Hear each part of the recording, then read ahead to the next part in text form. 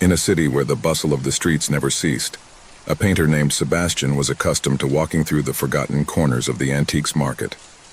His life, although it had been marked by the stillness of his studio and the constant search for inspiration, always led him to enter those dark places where something could be found that would awaken the necessary spark for his art. However, this morning was different. Something in the air, something in his chest told him that something peculiar would happen. It was a gray and humid day. The clouds seemed to press the city, lowering the spirits of all those who walked its streets. Sebastian walked, his hands in his coat pockets, moving among the old shops, ignoring the furtive glances of those who sold his forgotten objects. Suddenly, a faint glow caught his attention. In front of him, an inconspicuous store, almost hidden among other more modern ones, invited him in. The wooden door creaked as it opened, revealing a dusty but fascinating interior. The shelves were filled with objects that seemed to have centuries of history, from antique clocks to mirrors with golden frames that crumbled over time. Sebastian didn't know what exactly had attracted him, but his eyes were fixed on a dark corner where a portrait was hung, half hidden among other objects. It was a painting of a woman, her expressionless face and a deep gaze that seemed to have something inhuman about it. Although the painting was somewhat deteriorated over the years, something in it caught him. It was as if the woman was looking at him, even through the centuries. The price was not low, but Sebastian did not hesitate. The painting seemed to have something special, something that he could transform into art. Without thinking about it anymore, he paid the owner of the store, who with an enigmatic and somewhat disturbing smile handed him the portrait. There were no polite farewells or recommendations, just a slight nod of the head. Sebastian went out, the painting under his arm, not knowing that this apparently harmless object would be the beginning of his doom. Back in his studio, Sebastian hung the painting on the wall. At first, everything seemed normal. The woman in the portrait kept her expression serious, her eyes fixed on some point out of her vision. But as the hours passed, Sebastian began to feel a strange sensation. It wasn't the discomfort of being in a dark room, but something more intense. A presence that seemed to observe him, something or someone that was beyond the layers of paint. At first, he tried to ignore it. He sat in front of his easel, painting as he always did, looking for inspiration for a new canvas. However, he couldn't take his eyes off the woman in the portrait. It was as if his eyes moved subtly but moving, changing direction every time he looked at them. Sebastian couldn't believe what he was seeing. Sometimes the eyes seemed to be fixed directly on him. Other times they looked around as if the woman was aware of his presence. The painter, disturbed, got up from his chair and approached the portrait. The painting didn't seem to have any damage, but when he looked at it closely, Sebastian felt a cold run down his spine. There was something odd about the details, something he couldn't identify, but which disturbed him deeply. Maybe it was his own mind playing tricks with him, he thought. Or perhaps something in the painting had altered his perception. The days passed, but the feeling of unease increased. Sebastian began to lose sleep. His nights were interrupted by the constant feeling that the woman in the portrait was watching him, even when he was out of his studio. The figure in the painting seemed more and more real, closer, as if at some point he was going to leave the canvas and walk through his studio. During the nights, he heard soft whispers, as if the painting was calling him. He often woke up in cold sweats, looking up at the portrait that now seemed to breathe next to him. The painter tried to change rooms, but no matter where he went, the feeling was still there, persistent, enveloping. He couldn't stop thinking about the woman in the portrait, her fixed, piercing gaze that seemed to follow him at every turn. One day, exhausted by lack of rest and mental pressure, he decided to face his fear. He approached the painting and, with a mixture of fear and determination, touched it. What happened next was something I couldn't have anticipated. Upon contact with his hand, the paint seemed to vibrate. Sebastian, confused and afraid, quickly backed away. But the eyes of the woman in the portrait followed his movements, and somehow a macabre smile was drawn on his face. It wasn't a normal smile, but a distorted expression, one that didn't belong in this world. Terrified, the painter tried to remove the paint from the wall. Yet the image clung to it, as if it were glued to the wall by something invisible, something beyond the painting itself. Every time he pulled on her, the woman in the portrait seemed to come alive.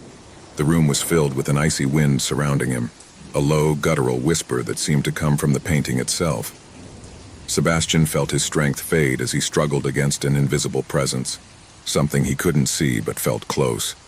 His breathing was getting faster, his heart was pounding, and fear was completely overpowering him. He couldn't escape. He couldn't move from the room. It was then that she heard his name, whispered in his ears like a distant echo. Sebastian. It was the woman's voice. The voice came from the painting, echoing in his mind and filling his body with a terror he had never experienced. He tried to scream, but his voice choked in his throat, unable to make a sound. Fear paralyzed him completely. And in that instant, the woman's eyes moved for the last time, approaching him. In the last look, he saw something far beyond the physical, something deeper and darker. The woman in the portrait was not simply an image, but a being trapped in an eternal cycle, condemned to observe and be observed. Sebastian didn't understand it at the time, but he knew. The last portrait was not just a painting, but a door, a link to something that did not belong to this world. The painting, which until that moment had remained static, came to life. The figure of the woman began to overflow from the canvas, deforming and transforming into something indescribable, something grotesque. The form that stood before Sebastian was not human, but a monstrosity, a shadow of its former self. The eyes, which had once been only an illusion, were now fixed on him, filled with hatred and despair. Panic took hold of Sebastian, who tried to flee, but his legs did not respond. I couldn't move them. Suddenly, the woman's figure, now completely out of the portrait, pounced on him. Sebastian screamed, but his voice was drowned out by the darkness that enveloped him. In the final instant before being devoured by the shadow, he understood that the painting had not been just a portrait, but a portal to eternal suffering. A suffering shared with all those who had witnessed its existence. And so, in the very darkness he had feared, Sebastian disappeared. The painting, now empty of its presence, returned to its original state. No one saw the painting again, not even Sebastian. The antique shop closed shortly after, and the painting disappeared as if it had never existed. Only an unfathomable void remained, a distant echo of a cry that was never heard. But in some forgotten corner of the world, that painting still waits, silently watching whoever dares to look at it, waiting for someone else to become its latest victim. When Javier walked into the antique store on a cold winter afternoon, he didn't know his life would never be the same. The air was thick, full of dust and the unmistakable smell of old wood. The store, located in a forgotten corner of the city, seemed like a refuge for everything that had been left behind, for those objects that time had marked, but that still had something of value inside. Every corner was crammed with strange artifacts, broken clocks, opaque mirrors, unusually shaped furniture, and portraits of expressionless faces that seemed to observe the visitor with an eerie calm.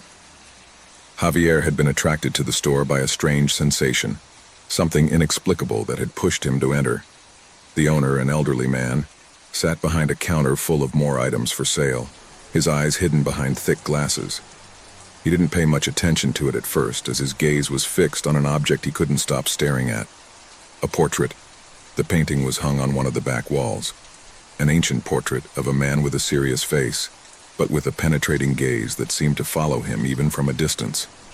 The man painted in the picture wore a white linen shirt and a dark hat, and his countenance, though calm, conveyed a sense of uneasiness that could not be ignored. The eyes, dark and deep, stood out with a peculiar intensity. Javier felt a chill run down his spine as he watched them. The shop owner looked at him over his glasses and, in a raspy voice, told him that the painting had belonged to a man with a dark history, a history that the townspeople preferred to forget. He said that no one in his right mind should buy it, but Javier, although bewildered by the old man's words, felt that something inside him was impelling him to take it. Maybe it was the feeling of being able to own something so unique, something with so much history. The old man, seeing that Javier was not going to change his mind, gave him the price, and finally the man took it. When he returned home, Javier hung the portrait on the wall of his living room, right in front of the sofa where he used to spend his nights watching television. At first everything seemed normal, although I couldn't help but feel a strange discomfort every time I looked at the painting. The eyes of the man in the portrait looked like move, but it couldn't be. I was sure I was imagining things. However, that feeling of discomfort grew with each passing day. One night, after a long day at work, Javier sat on his sofa, tired, and saw the portrait once more. This time the feeling was different. The eyes of the man in the painting not only followed him, but stalked him. No matter where he moved in the room, those eyes stared at him. A chill ran through his body as a cold sweat pooled on his forehead. He blinked several times, trying to get the idea out of his head. It couldn't be real. How could it? It was just a painting. But as the night wore on, the presence of those eyes made him feel more and more trapped. As the days went by, Javier began to see things that he could not explain. Sometimes, when he looked at the portrait, the man's eyes seemed to move slightly, as if they were fixed on him. Other times I felt something in the room change, as if the air was charged with a palpable tension. The shadows seemed to be longer than usual, and the noises in the house were intensifying. Creaking walls, barely audible whispers. He woke up in the middle of the night with the feeling that someone was watching him, and when he opened his eyes, all he saw was darkness. But he couldn't shake the feeling that those eyes were stalking him even in his dreams. The situation worsened when one night Javier decided to move the portrait to another wall, in an attempt to free himself from the growing sense of anxiety. However, in doing this, something strange happened. As he lifted the painting, a feeling of extreme cold came over him and a dark shadow seemed to cover the place. The eyes of the man in the portrait were staring at him, more intense than ever. At that moment, something changed in the atmosphere of the house. Javier felt an indescribable panic, as if the air itself was pressing on him, as if something invisible was imprisoning him. He couldn't take it anymore and left the portrait on the floor, determined to get rid of it the next day. But that night was the worst of all. Javier woke up with a stabbing pain in his chest, as if someone was pressing his heart. He sat up in bed, looking around, and it was then that he saw something he would never forget. The man in the portrait was standing on the threshold of his room door. His figure was dull, blurred, but his eyes were still the same, those eyes that had haunted him since day one. It was not a dream. It couldn't be. Javier tried to scream, but his voice did not come out. Terror paralyzed him. The man in the portrait began to walk towards him, and with each step, the ground creaked under his weight. Javier tried to move, to get up, but his body did not respond. He was trapped, completely at the mercy of that evil presence that was advancing towards him. The man's eyes shone with a terrifying intensity, as if they had taken on a life of their own, as if they were devouring his soul. At that moment, Javier understood that the portrait was not just a painting. It was a prison, and he was the victim. Suddenly, an invisible force lifted him from the ground and dragged him towards the portrait. He tried to fight, but his strength was fading. The man in the painting watched him unhurriedly while Javier fell to his knees in front of him. At that moment, the air became heavy, almost unbearable, and everything around him began to crumble.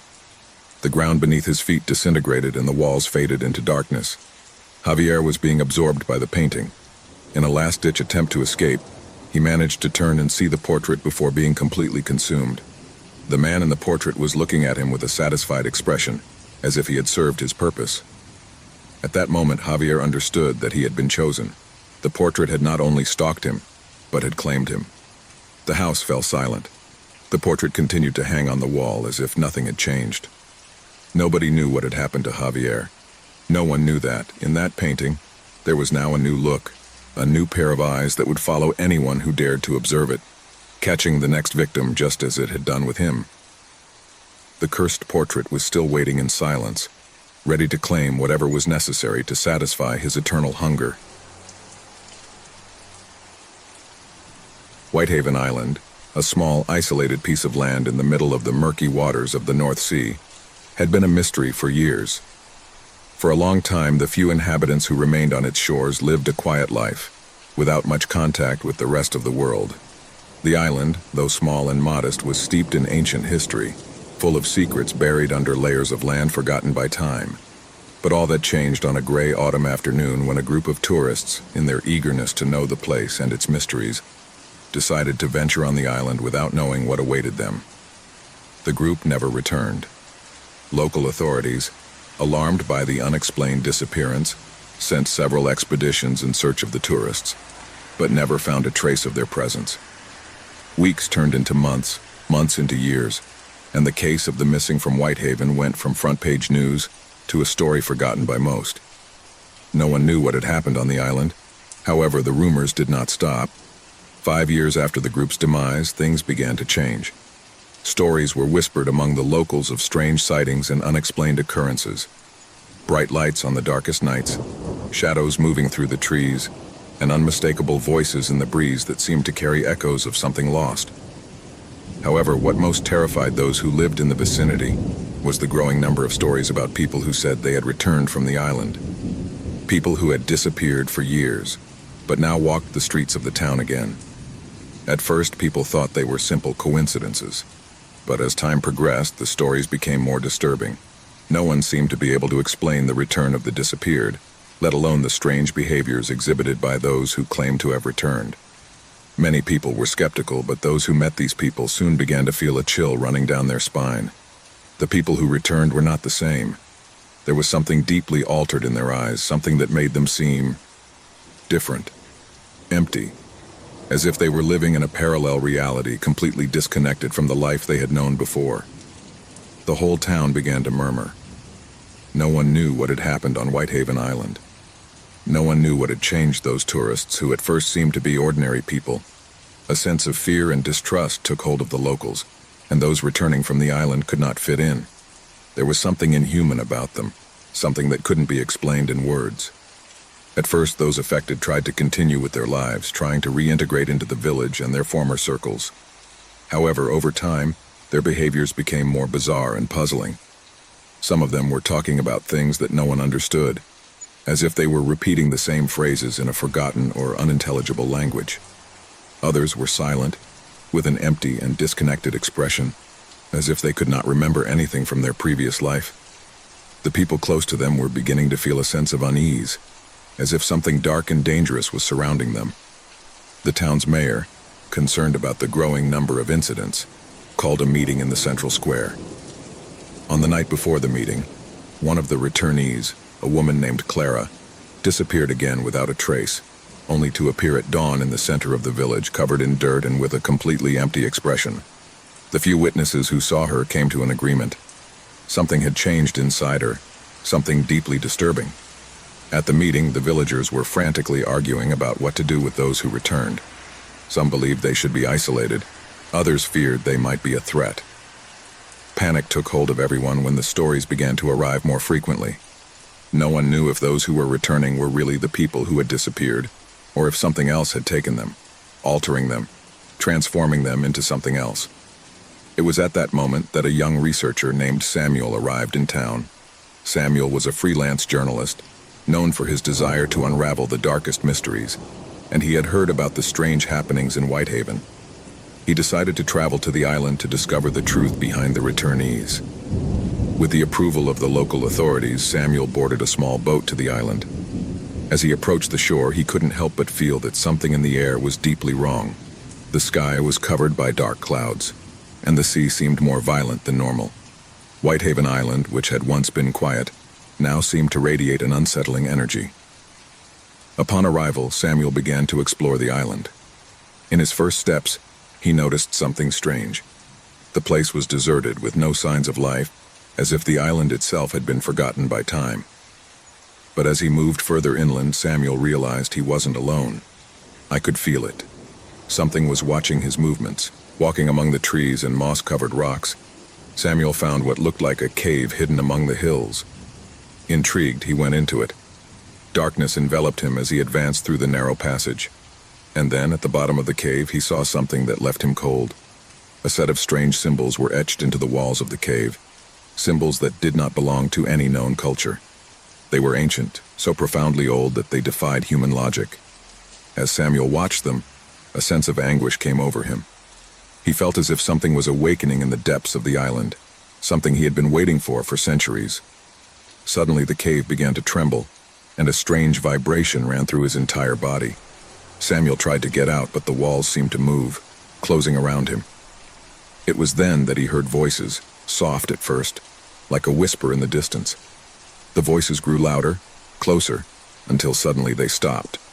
And then he saw something he would never forget. The missing tourists, the same ones who had returned to the village, were standing in front of him, their eyes empty and their bodies motionless. They were there, but they were not the same. Something had transformed them. Something had possessed them. At that moment, Samuel understood what had happened. The island had not only been a place of isolation, it had been a point of convergence. a space where dark forces had infiltrated the human world. The people who returned were not human. They had been altered, possessed by an ancestral entity that controlled them. And that entity had been patiently waiting for his return. As the island began to crumble around him, Samuel tried to flee but couldn't. Darkness surrounded him, and the voices of the missing were transformed into deafening screams. The cave swallowed it all, and Whitehaven Island, with all its secrets and horrors, was sealed forever. The villagers never heard of Samuel again. The returnees, if they could still be called that, continued to wander the streets, their gaze empty and their soul lost forever. And the island, with its hidden terror, continued to wait for the next victim. A group of 5 friends, all with hiking experience, decided to go on a trip to the Shadow Hill Forest. They had heard the stories and legends that haunted that place since they were children. Stories that spoke of unexplained disappearances, of people who never returned after entering the forest. However, what originally seemed to be a challenging adventure would quickly turn into a nightmare that would test not only his bravery, but his deepest fears. The sun was beginning to set when they reached the edge of the Shadow Hill Forest. The treetops formed a dark blanket that blocked much of the light. Despite the sinister reputation of that place, the 5 friends did not let fear stop them. They were used to walking in nature, and they believed that stories were just that, stories. They decided to camp near a clearing, a small open area between the trees, which offered them a quiet view of the starry sky. They prepared to spend a relaxed night surrounded by nature, not knowing that this would be the last moment of calm they would experience. As the night wore on, the shadows of the forest seemed to lengthen, and a strange stillness came over the place. None of the friends could remember exactly when it started, but something changed in the air. The wind stopped blowing, and a deep silence invaded the space. Suddenly, one of the group members, Sarah, felt someone watching her. He turned toward the forest, looking for some sign, but saw nothing but the impenetrable darkness of the trees. "Did you hear that?" asked Sarah, her voice trembling slightly. The others were silent, listening intently, but there was no response. Everything was too quiet, as if the forest itself was holding its breath. A few minutes later, the silence was broken by the sound of something rustling in the distance, as if someone were walking through the dry foliage. "It's just the wind," Mark said, trying to sound confident, but his tone wasn't as convincing as he thought. Suddenly, a piercing scream broke the stillness, coming from somewhere nearby. They all got up, terrified, looking around. The sound was so close, but they couldn't see anything. "What was that?" muttered John, his voice raspy on. The group decided that it would be best to leave the camp and return to the starting point, but something prevented them from moving. A sense of unease bound them to the ground, as if the forest would not let them escape. That's when something strange began to happen. Sarah, the most intrepid of the group, stepped forward and began to walk into the woods. "I'm going to investigate," he said without hesitation. The others tried to stop her, but something in her eyes made them hesitate. She seemed to be being drawn to something beyond her comprehension. Suddenly, Sarah disappeared into the trees, as if the forest itself had swallowed her. His friends called his name, but there was no answer. The darkness swallowed all sound, and panic began to take hold of them. "Sarah!" Mark shouted desperately, running to where he had last seen her. But when he reached the edge of the forest, he found only a series of strange footprints, deeply marked on the ground, which disappeared into the blackness of the forest. There was no trace of her. The friends stared at the footprints, terrified. They knew something wasn't right, but the darkness prevented them from seeing beyond. They decided to look for it, but as they went along, the atmosphere of the forest seemed to become denser, as if they were being watched by something they couldn't comprehend. The footprints were getting stranger, as if something had painted them on purpose.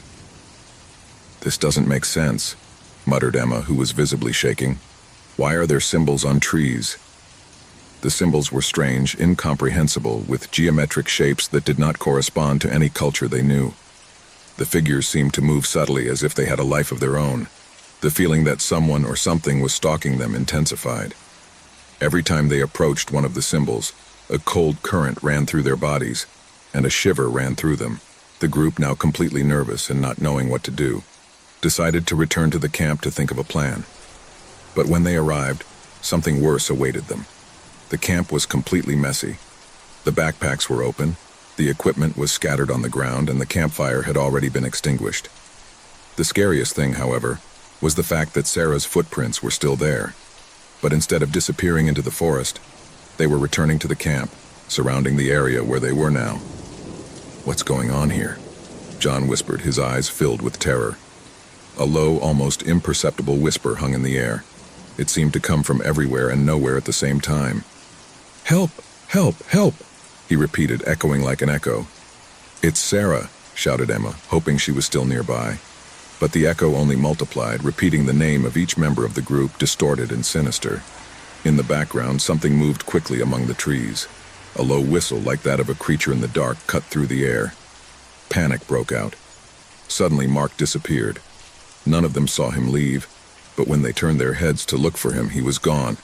Only the footprints remained, which seemed to crawl into the forest, into the deep and unreachable. With terror running high, the group began to run, but every step they took seemed to be in vain. The forest, which had at first seemed like a challenge, now closed in on them like a trap. Darkness enveloped them. Branches creaked as if something was moving quickly, and the voices of their missing comrades echoed in their ears. One by one, the figures of friends began to disappear.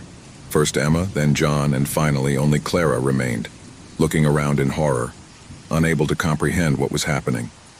She looked up at the sky, looking for the moon, looking for the light, but everything seemed to get even darker. The ground beneath his feet began to shake. And then, he saw it. From deep within the forest, a tall, thin figure emerged from the shadows. It wasn't human, but it wasn't a beast either. His face was covered by a black cloak, and his eyes shone with a deep, piercing green glow that seemed to pierce his soul. The creature raised a hand, and Clara felt a pressure in her chest, an excruciating pain that forced her to fall to her knees. "Welcome, Clara," whispered a deep, guttural voice, as if coming from the very bowels of the forest. "You're the last." With a final scream, Clara disappeared, swallowed by the darkness. The forest of Shadow Hill had claimed its last victim. The echoes of the lost voices echoed through the air, while the symbols on the trees shone with a spectral light. No one else came back from that forest. And the cycle continued, waiting for new unwary people who, like the group of hikers, would challenge the legend and disappear one by one into the darkness of Shadow Hill.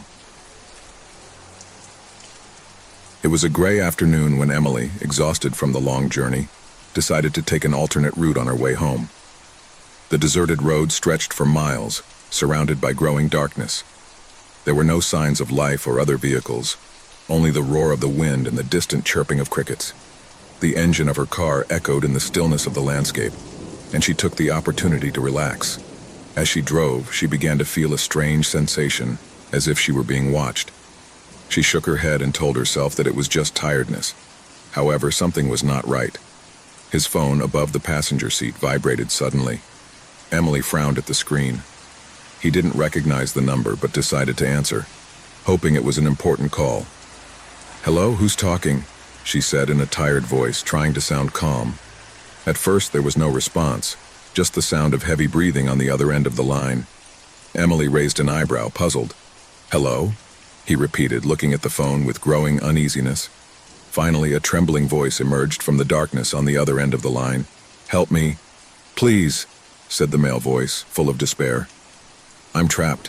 I don't know where I am. There's something here. Something that is looking at me. He's chasing me." Emily felt a wave of discomfort run down her spine. The voice was distorted, as if the man was in a dark, terrifying place. "Who are you?" he asked, his pulse racing. Fear was beginning to creep into his voice.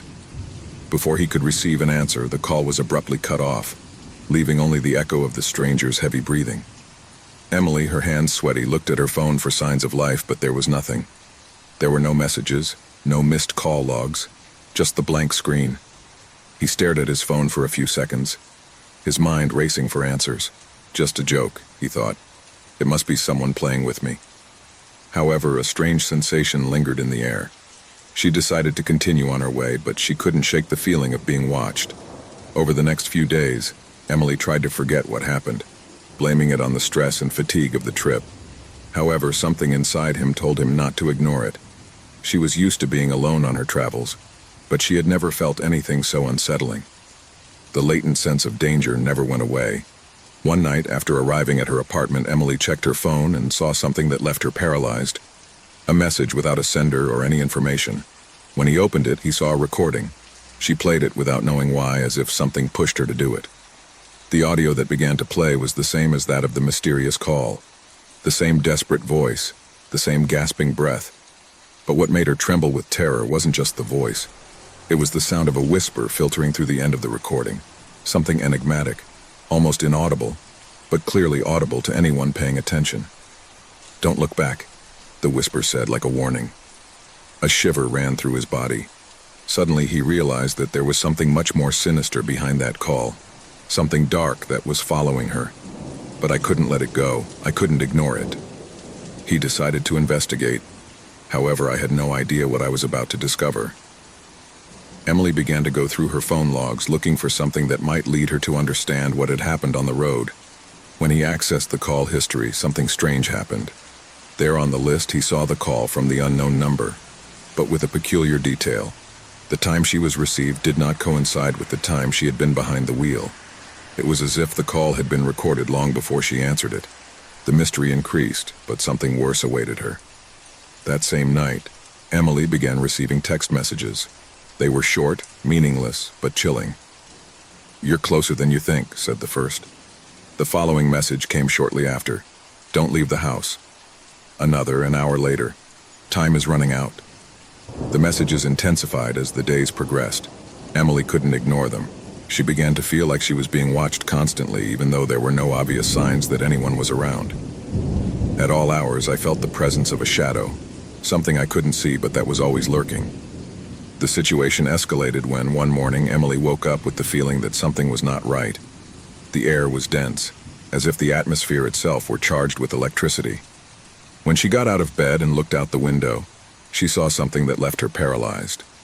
On the other side of the street, in the gloom, there was a figure. Tall, thin, motionless. A figure she couldn't identify, but who seemed to be staring at her. Panic took hold of Emily. He closed the curtains quickly, trying to calm himself. I needed to get out of there. He didn't know where he would go or what he would do, but he felt that his life was in danger. He picked up his phone and saw one more notification, a message with an attachment. The file was a photo taken from his own window, showing his figure looking out. The tall and slender figure was now closer. So close that I could see her eyes, which glowed in the dark. In a fit of desperation, Emily ran to her car and drove to the place where she had first received the call. The deserted road, now covered in a thick fog, seemed even more unsettling than before. When he arrived at the scene, he turned on the car's lights, looking for any sign of what had happened. There, in the darkness, he saw something on the ground. It was his phone. The phone I'd forgotten. The phone that had witnessed everything that had happened. Upon picking it up, the device turned on its own, and a new notification appeared. "You are too close to finding out the truth. Now there is no turning back." A heart-rending scream filled the air, and Emily felt something horrible loom over her. The phone began to make a strange sound, as if something was happening on the other end of the line. However, there was no one there. Everything was silent, except for the sound of his own breathing, quickened by fear. Emily tried to run, but the ground began to shake under her feet. At that moment, a dark figure emerged from the fog. It was the same being in the photo, his face deformed and his gaze fixed on her. She had no human face, only empty eyes that stared at her with terrifying intensity. The figure moved forward, sliding on the ground, and Emily, paralyzed with terror, tried to scream. But his voice did not come out. Only the sound of fog and heavy breathing surrounded her. The phone fell to the floor, and with it all hope. The figure caught up with her, and Emily disappeared into the darkness, absorbed in the terror that had haunted her from the moment she answered that call. The investigation that followed was puzzling. The phone, which was found at the scene, contained more messages. Some sent before Emily's disappearance, others after. The recordings and photos she had received indicated that someone had been following her from the moment she accepted that call. No one knew who was behind the threat, but the case remained unsolved. The authorities never found a concrete clue, and the forgotten phone remained stored as a macabre memory of the inexplicable. Emily's disappearance became a legend, a horror story whispered in the dark, where the forgotten phone was the key, and the figure in the fog, the eternal nightmare that haunted those naive enough to answer an unknown call. A group of urban explorers made up of Laura, Tomas, Javier, and Susana found themselves at the foot of an imposing abandoned psychiatric hospital. The facade, of a somber gray, showed the ravages of time and the lack of care. Broken windows gave glimpses of cluttered rooms, and the front door, rusty and overgrown, seemed to whisper forgotten stories. "Are we sure of this?" Laura asked, the most cautious of the group, as she looked at the deteriorated structure in front of them. Tomas, who had always been the boldest of the group, smiled defiantly. "Nothing to worry about. We just have to do some exploring, take some photos, and get out before it gets dark. Everything will be fine." Susana, with a camera in hand, pointed at the doors of the hospital. Although his face showed a mixture of excitement and doubt, he didn't want to be left behind. "Come on, Laura. It will only be an adventure. If you're scared, just don't look," he said with a nervous laugh. The group moved forward, crossing the threshold of the hospital. The air was permeated with a damp, acidic smell. The echo of his footsteps echoed through the empty corridors, interrupted only by the sound of the wind blowing through the cracks of the broken windows. The hospital seemed deserted. The paint on the walls was peeling, and broken and dusty furniture was piling up in some rooms. However, an unsettling sensation hung in the air. It wasn't the simple abandonment of the place that baffled the explorers, but the feeling that something, or someone, still inhabited those walls. Javier, the most intrepid of the group, went ahead. Their footsteps echoed firmly, but their breathing grew heavier as they moved through the dark corridors. "This is too quiet," Javier said, stopping in his tracks. He looked around, as if he felt something wasn't right, as if they had never left. Thomas looked at him, confused, as his flashlight illuminated the broken hallways. "What do you mean?" he asked. "It seems that people left suddenly," Javier replied, pointing to some abandoned wheelchairs in the corridors and a table covered with yellowed papers, as if they had suddenly gotten up and run away. Susana walked past a broken window, looking out over the overgrown garden outside. While taking photos, he saw something strange. One figure, dressed in what looked like a hospital gown, was walking in the distance down a dark hallway. Susan blinked, and when she looked again, the figure disappeared. The cold air enveloped her, but she ignored it, thinking that perhaps it was just her imagination. "Did you see that?" Susana said in a trembling voice, looking at Laura. Laura nodded, but her face was pale. Without saying a word, he approached Tomas. "Are you sure this is okay?" he asked, doubt now invading his voice. Tomas, who was trying to remain calm, nodded with a smile that could not hide his concern. "Just a little more," he said. "We're going to move on, just to see what we find." As they moved further into the hospital, they began to hear distant whispers. At first, they thought it might be the sound of wind through the air ducts, but the intensity and clarity of the murmurs began to become unsettling. "Did you hear that?" Laura asked, her voice barely audible. Tomas tried to downplay the matter. "It must be the wind, there is nothing to fear," he replied, but his face had taken on a tense expression. They stepped into a darker area of the hospital, with endless corridors that seemed to move and change before their eyes. In the background, they saw a large room. The door was ajar. The light from their flashlights flickered, and the air became thick, heavy. Thomas pushed open the door, and the light revealed a chilling scene. The hospital corridors were littered with abandoned beds, but what they didn't expect to see were dark figures, with expressionless faces, walking slowly between the beds. The figures moved in an eerie way, almost lifeless, but it seemed that they were waiting for something. The light from the lanterns illuminated them only for moments, but each time it did, the figures disappeared into the darkness, as if they were fading shadows. What is that?" Susana whispered, her voice broken by fear. Javier, realizing that the figures were patients who never left, his heart raced. He remembered what he had heard about the hospital, about the stories of patients who stayed there after it closed. But he never imagined that those rumors were true. "We have to get out of here," Thomas shouted. But someone else's voice joined the cry, and it was not human. A distorted, sinister laugh filled the room. Suddenly, the figures began to move towards them, walking in a synchronized manner with slow but sure steps. The doors slammed shut, trapping them in the center of the room. The laughter grew louder, echoing in every corner, as if the hospital itself was laughing at her suffering. "We can't stay here," Javier shouted as he tried to force the door. Suddenly, the lights flickered and everything was plunged into darkness. The air became heavy, suffocating. The murmur of voices intensified, filling his ears with distant screams. In the midst of the blackness, something began to brush against the explorer's legs, something cold, with a texture that resembled dead skin. "Run!" Susanna shouted, pushing everyone towards the exit. But as they advanced, they realized that the corridor was getting longer and longer. Every time they tried to walk, the hallways seemed to move, as if they were being dragged backwards. "We're not going out. We're not going to get out of here," Laura murmured, looking terrified at the others. Fear enveloped her. The figures were closer, their faces warped and empty, moving slowly, as if they knew they had no escape. Desperation began to take hold of the group. The terror was palpable. The corridors closed around him. The doors were useless. They were trapped in a place that had never been abandoned. The patients of the hospital, the souls trapped in that place, kept walking the endless corridors, waiting to be attended by the doctors who would never return. "No, I don't want to die here," said Thomas, weeping as he fell to his knees. "What do they want from us?" Javier asked, his voice broken with terror. But the answer was simpler than they thought. They didn't want anything, they just waited like them. They hoped to be released from a prison that would never let them escape. As the laughter intensified, the lights came back on, revealing the face of the nearest patient. His face, emaciated and lifeless, stared at them. With a blank stare, he began to mumble something, and the words reached his ears with terrifying clarity. "You will never leave. Never." The mental hospital had been closed, but the souls of those who never received care were still wandering in its halls, waiting for someone else to arrive, never to leave again.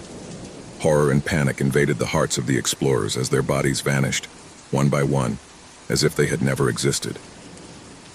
Finally, the hospital was closed again, and the figures like shadows continued walking, waiting for the next ones who dared to challenge their domain.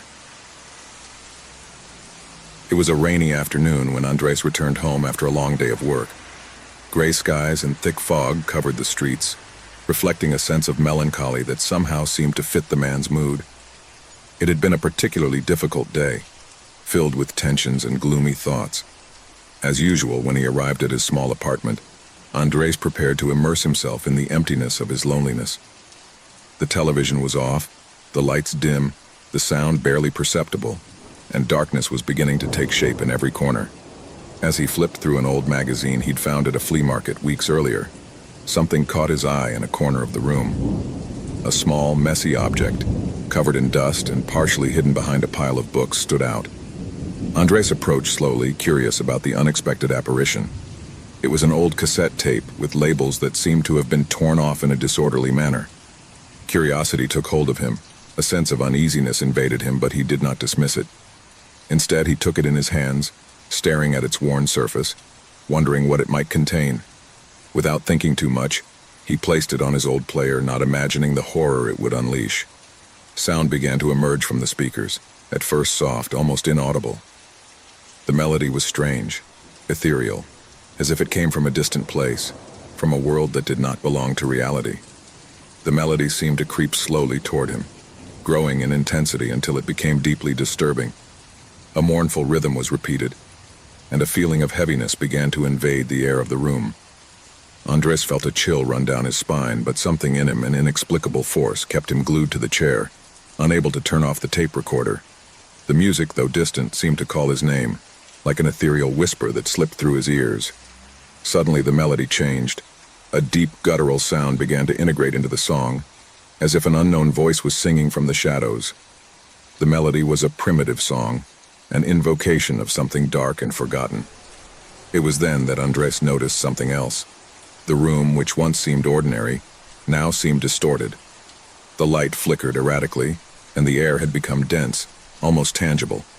A cold sweat covered his forehead as he looked around, but he couldn't find anything out of the ordinary, just the room that was starting to feel strange, as if something was watching him. The sound became clearer. The voice that accompanied the music was female, soft but full of despair, a distant cry that seemed to be about to cross the threshold between the world of the living and that of the dead.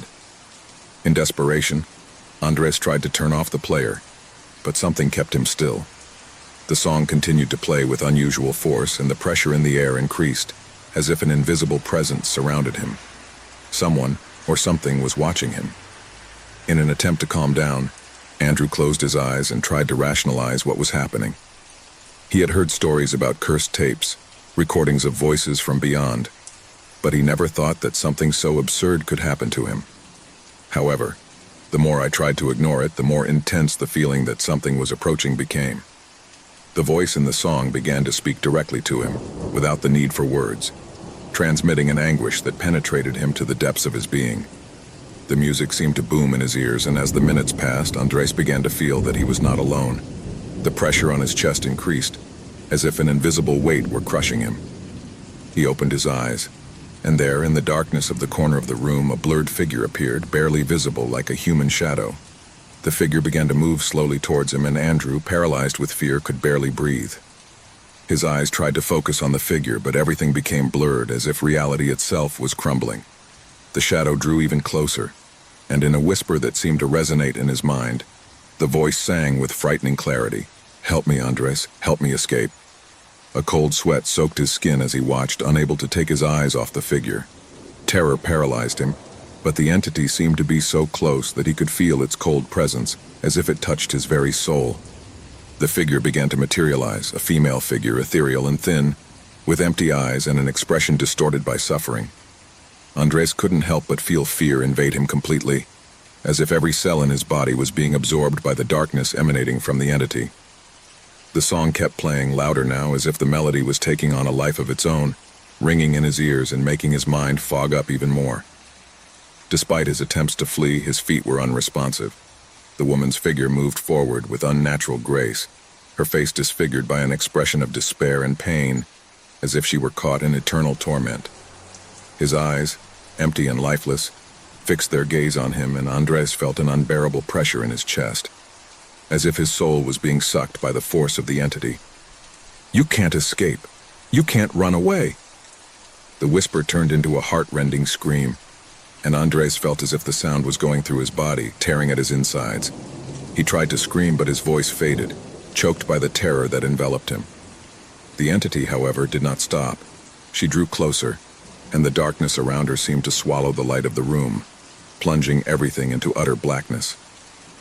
Suddenly, the music stopped, and a deathly silence invaded the room. Andres looked around, his breathing racing and his mind clouded with panic. The figure was no longer there, but the feeling of presence lingered, as if something was waiting, watching, lurking from the shadows. Instantly, the recorder began to spin on its own, and the female voice sounded again, louder, more intense, as if it were inside her head. "I'm waiting for you, Andres. I will always be waiting for you." Horror seized him, and in a last attempt to free himself, he tore the tape from the player, but he could not stop the force that enveloped him. The presence, the voice, the terror, everything he had experienced followed him. It didn't matter where he went or how many times he tried to flee. The entity from beyond had marked him. The song, the cursed melody, would never stop haunting him. With his heart pounding, Andrew looked at the fading room and knew deep down that the entity from beyond had claimed him. Fear surrounded him. The song would never stop. He was trapped forever in the darkness of the afterlife. A normal weekend. That was what they thought when they began to organize the getaway. A group of friends decided to spend a few days away from the hustle and bustle of the city, looking for rest and moments of fun in an isolated house by a lake surrounded by forests. No one imagined that this place hid dark secrets that only the darkness of the night would be able to reveal.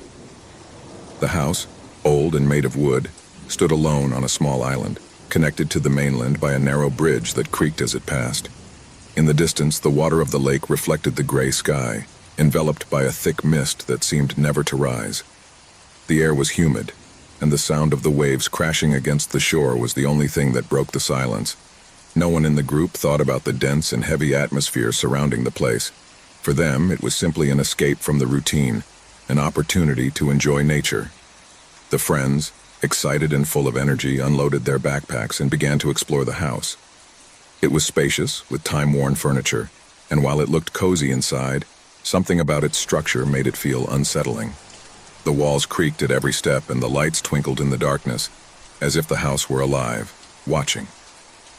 In the afternoon, after lighting a fire and drinking something by the lake, They began to notice small details that they could not explain. The basement door, which was locked with an old padlock, seemed heavier than normal. Some of them thought it was a simple security measure, but the tension grew as the night progressed. When darkness fell completely, the feeling of discomfort in the air intensified. The trees seemed to move, although there was no wind. The water in the lake reflected the moonlight in a strange way, as if something was moving beneath the surface. No one wanted to talk about it, but everyone felt it, latent fear lurking. They decided it was time to sleep, but sleep didn't come easily. The strange noises of the house and the murmurs of the water made rest impossible. In the early morning, someone heard footsteps crawling down the hallway. The sound was soft at first, almost imperceptible, but then it got louder. One of the friends, Sarah, decided to get up and check what was going on. He peered into the dark hallway, but there was nothing, only the echo of his breathing. When she returned to her room, something made her stop in front of the window. The lake seemed darker and the fog thicker. From his spot, he could see something floating in the water, a shadow slowly moving toward the shore. Sarah felt a pressure in her chest, an indescribable terror that forced her to take a step back. At that moment, a soft, chilling laugh echoed in his ears, followed by a whisper that seemed to come from the depths. The darkness of the night took over everything around him. That same night, the friends began to experience what seemed to be a shared nightmare. Strange visions, shadowy figures peeking out of the water, and incomprehensible whispers creeping into their dreams. When they woke up, the fear did not dissipate. They felt a strange presence, as if something or someone was constantly watching them. By the next day, the weather had worsened. The fog had covered the entire lake, and the wind was blowing hard, shaking the windows of the house. The atmosphere was becoming more and more suffocating, and the group of friends decided it was time to leave. But when they tried to cross the bridge onto the road, they realized something terrifying. The bridge was no longer there. What was left was just a crumbling of driftwood, as if something had violently torn it off. Panic broke out in the group. No one could understand how that had happened overnight. They tried to use their phones to call for help, but the signal was completely dead. The feeling of being trapped in that place, unable to get out, increased by the second. That's when they decided to investigate the house, hoping to find a way out or something that would help them understand what was happening. They searched every corner, including the basement, but found nothing but dust and cobwebs. However, something led them to open a secret door that they hadn't noticed before. Behind the door, a steep staircase descended into the depths of the earth. They descended cautiously, the air becoming denser as they went. The light from the lantern illuminated mold-covered walls and strange old symbols that seemed to be written in blood. A foul smell began to fill the air, a mixture of dampness and putrefaction that made them feel even more uncomfortable. At the end of the hallway, they found a dark room with an ancient altar covered in melted candles. Around the altar, there were pieces of wood that seemed to belong to the destroyed bridge. Suddenly, the door slammed shut behind them, and a deep guttural roar echoed through the walls. Something was moving in the shadows, something that had been waiting, observing for centuries. The house, the lake, it had all been part of a forgotten ritual, one that had been interrupted. And now, with their presence, they had released something that should have remained locked up. The friends tried to run, but the shadows were moving quickly, enveloping them, trapping them in a nightmare of panic. The walls began to close, and laughter of something monstrous filled the air. The water of the lake on the surface of the altar began to boil, and the figure of something indescribable emerged from the depths, its monstrous form creeping towards them. The last thing they saw was the figure coming out of the water, and the sound of their muffled screams was lost in the mist. The darkness was absolute. The figure emerged from the water with unnatural speed, crawling over the damp earth of the basement, as if it had no limitation on its movement. Each of the friends felt an indescribable terror, as if his very soul were devoured by the presence he had been waiting for, hidden in the depths of the lake. The monster rose, its silhouette twisted and monstrous, its eyes shining with an evil, empty light. He was not human. It was not an animal. His body seemed to be an amalgam of shadows, water, and inorganic forms, a being created from nightmares and ancient horrors. The skin was translucent, with dark veins running through it as if his blood were the same darkness that emanated from the bottom of the lake. His face was a mixture of distorted human faces, each caught in an expression of agony, as if the being was an entity that took lost souls. A scream echoed through the air, but it wasn't a human one. It was a call, an invocation. Something was awakening, something that had been waiting for the right moment to break free, and the sacrifice of those who dared to interrupt his rest was the key to his freedom. The friends tried to flee, but the basement seemed to have transformed into an endless labyrinth. The walls closed around them, crushing them, as the sound of the approaching monster grew louder and louder, deeper. An icy chill filled the air, the kind of cold that wasn't from the temperature but seemed to seep deep into the bones. The fear they felt was physical, as if their hearts beating hard could be heard by the entity. Desperation was palpable in the air. When they finally reached the end of their flight, they found an exit on the other side of the house. But the water of the lake had invaded everything, slowly rising up the walls, as if the house itself were being devoured by the water that had always been its prison. There was no escape. With a last-ditch effort, some of the friends tried to swim to the lakeshore, but the current quickly swept them away. The water surrounded them, covered them, absorbed them, as if the lake itself were a living being that swallowed its victims, returning them to the depths from which they should never have emerged. At the last moment, the screaming stopped. When everything was silent, the house remained there still, like a tomb that kept its secrets, waiting for new, unwary people who, like the previous ones, would arrive without knowing that they were already marked. Fog enveloped the place, and the water of the lake seemed calm, but beneath its surface something was stirring, something waiting, and the shadow that emerged from the bottom had the promise that his hunger would never be satisfied. The lake house remained a vestige of what it once was, its dark history plunged into oblivion. No one dared to approach after that night, and those who did never returned. It was a gray day when Daniel and Laura decided to escape the hustle and bustle of the city. After months of constant stress, they decided that all they needed was the fresh air of the forest and the tranquility of a cabin away from everything. A couple of days, just the two of them, surrounded by nature, where they could relax without worries. The cabin they rented was in a small, secluded corner, where there were no houses nearby and hardly any phone signals. The road meandered between tall trees that towered like giants, mostly covering the sunlight. When they arrived, they realized how far away everything really was. There was not a store, not a sign of human life for miles around. The cabin was small, rustic but cozy. Outside, time seemed to have stopped, as if it were a refuge forgotten by all. "This is perfect," Laura said, dropping her suitcase on the dusty porch floor. "We need this. Time to disconnect." Daniel smiled, though he couldn't deny that something in the air was strange to him. There was something unsettling about the stillness of the place. But he ignored it, thinking it was just his mind burdened by the pressures of the city. What he didn't know was that the calm they longed for would be interrupted by something much more terrifying. The cabin had the essentials: a fireplace that crackled softly, a kitchenette, and a couple of cozy rooms. As they settled in, Daniel and Laura felt more relaxed, forgetting the stresses of work and everyday life. But soon, the first shadows of uneasiness began to appear. That night, after a quiet dinner by the fire, they retired to their room. As Laura settled into bed, Daniel leaned out of the window, looking out the forest around the cabin. The full moon was high in the sky, but it wasn't enough to illuminate the thickness of the trees. "I couldn't help but feel a sense of being watched, even though I couldn't see anything." "Is everything okay?" asked Laura from the bed. "Yes, just the silence is so absolute here," Daniel replied, closing the curtain and turning off the light. But when he tried to sleep, Daniel's sleep was interrupted by strange noises, a distant creak, as if something or someone is moving through the trees. At first he thought it might be an animal, but then the sound repeated, closer, as if someone was approaching the cabin. Daniel tried to ignore it, blaming it on the stress and loneliness of the place. But the creaks continued until a loud bang made him get out of bed. "Did you hear that?" Daniel whispered, looking at Laura, who was already awake. She nodded, looking out the window. "Yes, as if someone is nearby. Should we go and look?" "Number. Let's better stay here and check tomorrow. It's very dark outside." Laura wasn't so sure. Something in the air kept her alert, but she trusted Daniel and the cabin was safe, or so she thought. The next morning, they didn't mention the noises of the night. The light of day brought with it a false sense of security. They decided to take a walk in the woods, exploring the surroundings.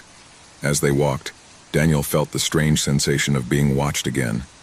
Every time he turned his head, he saw nothing, but the feeling lingered, as if something was watching them from the shadows of the trees. "I don't know, Laura. This place scares me a little. Perhaps we should have looked for something closer to civilization." "Come on, don't be paranoid. It's just a forest and we're all alone." "There's something soothing about this silence," Laura replied, though she also felt a growing discomfort in her chest. As they moved deeper into the forest, the sound of their footsteps and the breeze moving the leaves of the trees were the only things that broke the silence. But as they advanced, something else began to add tension to the atmosphere. Some branches creaked near them, and when they looked, they saw nothing and no one. "Who else could be here?"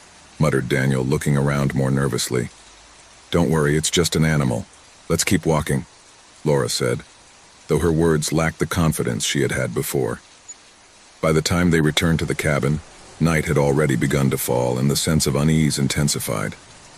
That night, terror did not take long to arrive. During dinner, Laura and Daniel tried to talk about anything to distract themselves, but something in the air made the words feel empty. It was after dinner, when Daniel sat down in the chair by the fireplace, that they heard a creak again, but this time louder, almost above their heads. The two looked at each other, their eyes full of dread. "What was that?" asked Laura, her voice trembling. "I think something is on the ceiling." Daniel got up quickly, looking up anxiously. It's impossible." The noises continued. As they intensified, they began to hear what seemed like footsteps dragging on the ceiling, heavy as if someone was walking on the wooden beams. The thought that someone could be there watching them caused terror to take hold of them. "We have to get out of here," Laura said, visibly terrified. "But we can't. We are very far from anywhere. We have no other options. Maybe it's just the wind or an animal. We're going to close everything, lock the gates, and wait for it to happen." Paranoia began to creep into their minds, as the sense that they were not alone became more and more palpable. Upon returning to their room, the sound of something hitting the windows made them jump in fear. "The window. Look at the window," Laura whispered, pointing to the window. Something dark and blurry moved on the other side. Fear gripped them as the sound of scratching on the window continued. Laura tried to take a closer look, but she couldn't see anything. However, he felt that something was stalking them from the outside. "We have to go now," exclaimed Daniel, clutching his jacket in despair. "Come on, Laura, come on." But when they both tried to open the door to escape, something stopped them. The door wouldn't budge. It was sealed from the outside. Panic set in when they discovered they couldn't open the door. They tried with all their might, but the lock seemed to have been locked from the outside. Laura, her face pale, began to breathe rapidly, her mind working at 1,000 miles an hour. Daniel stared at her desperately, trying to find a solution, but all he saw was darkness and the creaking of wood around them. "We can't stay here. Something is not right. What the hell is going on?" said Daniel, sweating and looking anxiously into every corner of the room. Suddenly, the lamplight went out, plunging the room into complete darkness. The creaking of the wood coming from the ceiling now felt closer, as if someone was slowly descending, approaching them. Both of them, paralyzed with fear, approached the window, but something in the air told them that looking outside would only make things worse. "We have to get out of here no matter what it takes," Laura said in a trembling voice. Laura began to bang on the window with all her might, but the glass would not give way. Suddenly, a figure appeared in the darkness outside, its dark outline silhouetted against the dim moonlight. Daniel screamed, but the voice choked in his throat as he saw the silhouette moving through the trees, watching them mercilessly. "What is that?" "Who's there?" asked Laura, her voice breaking. There was no response, only the growing sense that something horrible was about to happen. The figure stood there, motionless, its eyes fixed on them. Panic began to engulf them as they tried to find a way out, but the feeling that they were being watched only intensified. "Help me!" shouted Laura, finally giving in to the terror that consumed her. But there was no response. The world seemed to have stopped, and the only sound was the rustling of trees swaying in the wind. Without warning, the figure disappeared into the trees. Daniel breathed heavily, trying to process what he had just seen. The figure that had been lurking around the hut seemed to fade into nothingness, but the feeling of being watched didn't go away. Something was not right. There was something they couldn't see, but around them, like a presence seeping through the shadows, lurking. The clock on the wall made an almost imperceptible sound, but loud enough to break the absolute silence. Laura and Daniel looked at each other in terror, the words getting stuck in their throats. "We can't stay here," Daniel muttered as he tried to think of a way out. "We have to find a way out." With their hearts racing, they began to look for any possible way to escape. But it was at that moment that the door burst open, as if something had unlocked it from the outside. Moonlight immediately poured in, illuminating the room in eerie shadows. The figure was gone, but the sense of danger was stronger than ever. Without thinking twice, Daniel and Laura left the cabin in a hurry, running into the woods without looking back. The ground was wet and branches hit their faces as they ran frantically. They could hear footsteps behind them, the rustling of branches and leaves moving. They didn't know if it was the figure chasing them or something more sinister, but they didn't dare to look. "Run, Laura! Run!" shouted Daniel, feeling his breath ragged. Anxiety consumed them, and every second it seemed like something was catching up with them. But when they turned to see if there was anything behind it, the figure was gone. There was no trace of anything, only the thick fog that began to envelop them. The trees, which had once seemed harmless, now stood like dark giants, and the darkness of the forest seemed to devour them. There was no visible path, no lights, only the thick gloom that surrounded them. Daniel and Laura reached the edge of the forest, where the road seemed distant as if they could never reach it. The feeling of dread consumed them, but at that moment, Laura fell to her knees, exhausted and trembling. "What's going on? Why can't we get out of here?" sobbed Laura, looking out over the woods where the shadows moved as if they were alive. Daniel tried to comfort her, but he also felt the growing despair. Something was catching them, something much bigger than them, something they couldn't understand. Suddenly, a heart-rending scream echoed through the air, a voice that was not human. Something appeared on the threshold of the trees, a tall figure shrouded in darkness. His face was an indescribable shadow, but his eyes, two empty abysses, shone with a frightful intensity. The figure was watching them, and something in his eyes made their skin stand on end. "No, it can't be," shouted Daniel, as the figure slowly advanced towards them. Fear paralyzed them. They didn't know what that thing was or where it had come from. They only knew that they could not escape. The air around them thickened, as if time itself had stopped. The figure raised his arm, pointing at them, and a barely audible whisper could be heard in the wind. Laura and Daniel's name was whispered in their ears like a distant echo. Suddenly, the ground beneath their feet began to shake, and an invisible force pushed them to the ground. Fear turned to absolute terror. They were no longer in the same place. They had been transported to another world, a gloomy and dark place, where the trees twisted into grotesque shapes, and the air was thick and oppressive. The empty-eyed figure slowly approached them, its shadow enveloping them, and with one swift motion took them, absorbing them in the darkness.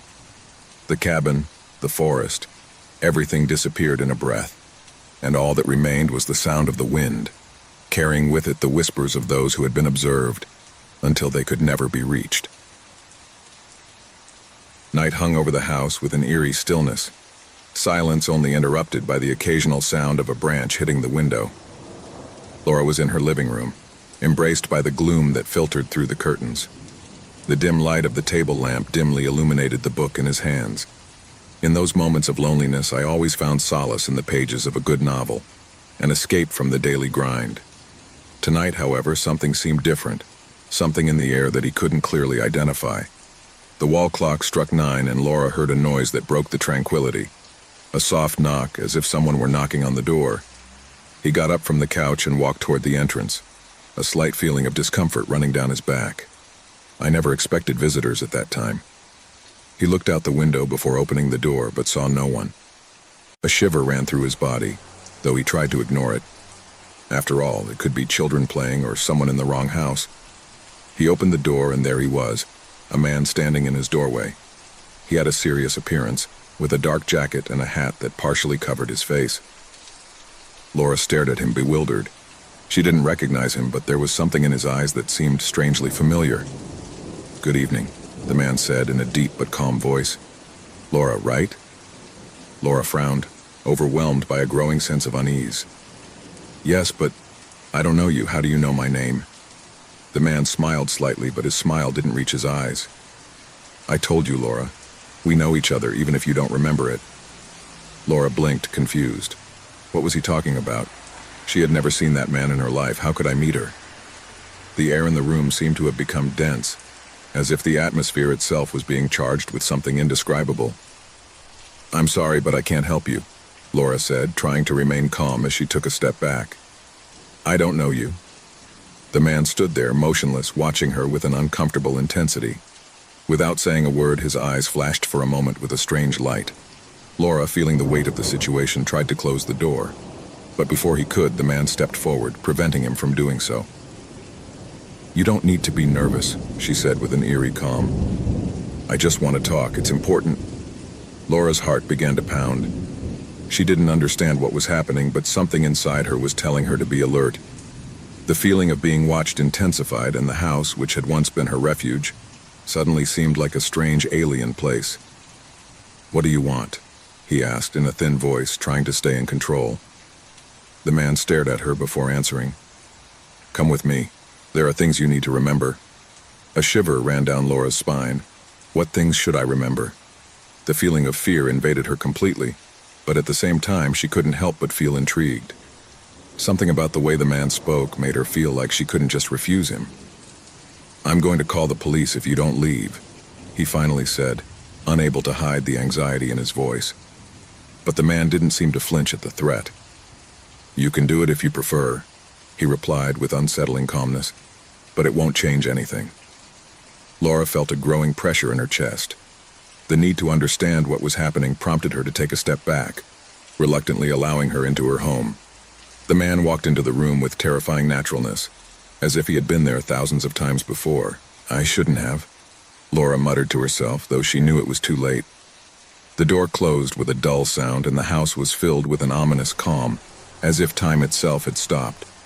The air seemed denser, and the darkness thicker. She sat down on the couch, unable to take her eyes off the man. He sat down in front of her, his arms folded, staring at her. "What I want you to remember is that," he finally said. "Remember what you forgot." Laura frowned, completely bewildered. "I don't understand what you're talking about. I don't know you. Who are you?" The man stared at her, and for an instant, Laura saw something in his eyes that made her blood run cold. It was as if there was a connection between them, something deep and ancient that I couldn't comprehend. The feeling of dread grew inside him. "I am someone from your past," he replied, his voice deeper. "Someone who knows you better than you think, and something you forgot comes looking for you." Laura didn't understand what was happening, but the man's words echoed in her mind. Something in his tone, in his gaze, caused a feeling of deep terror to take hold of her. A primitive fear, as if something that had been hidden for a long time was about to be revealed. "Leave me alone," he said, rising quickly from the couch. But when she turned to the door, a piercing cry stopped her. "You can't run away from who you are." The scream echoed throughout the house, and at that moment Laura felt as if the walls themselves were closing in on her. He looked at the man in horror, feeling the air grow even denser, as if his own breath was getting heavier and heavier. "What do you want from me?" he murmured, his voice trembling, unable to comprehend what was happening. The man slowly got up, approaching her unhurriedly, as if he knew there was no escape. "What I want you to remember is that you remember everything you have forgotten." Laura backed away, but the shadows of the house seemed to envelop her, barring any attempt to flee. His heart was pounding, and a cold sweat ran down his forehead. The man looked at her with that same frightful calmness, and at that moment, she understood something that made her blood run cold. She was no longer alone. The cold morning air seemed to envelop them in a thick mist that slid through the trees like an entity unto itself. The group of friends, 5 in all, were slowly advancing along the path that led them to the heart of the forest. Every step they took was accompanied by the rustling of dry leaves beneath their feet, a sound that seemed to be amplified in the absolute silence around them. Carlos, the most enthusiastic of the group, led the way with a flashlight in his hand, his face illuminated by the warm light that contrasted with the gray of the landscape. Behind him was Lucia, his best friend, followed by Eduardo, Javier, and Laura. Everyone, gasping for breath, stood together, looking straight ahead, where the forest seemed to grow denser with each step. "Are you sure this is the house?" Lucia asked, with a tone that denoted a certain fear, although she tried to hide it. "Of course," Carlos replied with a confident smile. I have checked it. I've been here before, but I never dared to go in. Today will be different. Eduardo, always the most skeptical, raised an eyebrow, looking at the shadows that seemed to move in the distance among the trees. Fog enveloped everything around him, but the treetops revealed flashes of light that made the scene look surreal. I don't like this, Eduardo murmured, but no one paid any attention to him. The group continued to move forward, ignoring the weight of fear that seemed to follow them, watching them at every step. Finally, after several minutes walking in silence, they arrived at a small clearing. There, hidden among the trees, was the house. The structure was old, with broken windows and wooden walls that showed the passage of time and decay. The house, however, seemed to have something that made it stand out from the rest of the landscape. A palpable energy, as if the whole place was charged with something dark, something ancient. The door of the house was ajar, which increased the bewilderment of the friends. "This isn't right," said Laura, who had always been the most cautious of the group. His eyes swept over the doorway and his stomach churned. Despite her fear, curiosity drove her to take a step forward. "It's okay," Carlos insisted, pushing the door effortlessly. "It's just an abandoned house. Surely there is only dust and cobwebs. Come on, let's go in." The group looked around. The trees, though imposing, could not hide the fact that something strange was happening in that place. The feeling of being watched did not disappear, but intensified. But the excitement of exploring the interior of the house overcame their instincts, and one by one they entered the hall. The air inside the house was heavy, dense, as if time itself had stopped there. The walls were covered with dark stains that, at first, were thought to be simple marks of moisture. However, as they progressed, something else became apparent. In the shadows of the main room, blurred figures could be seen, as if they were watching them from the corners, waiting. Carlos turned off the lantern and, with an expression that tried to hide his discomfort, whispered, "Let's explore a little more.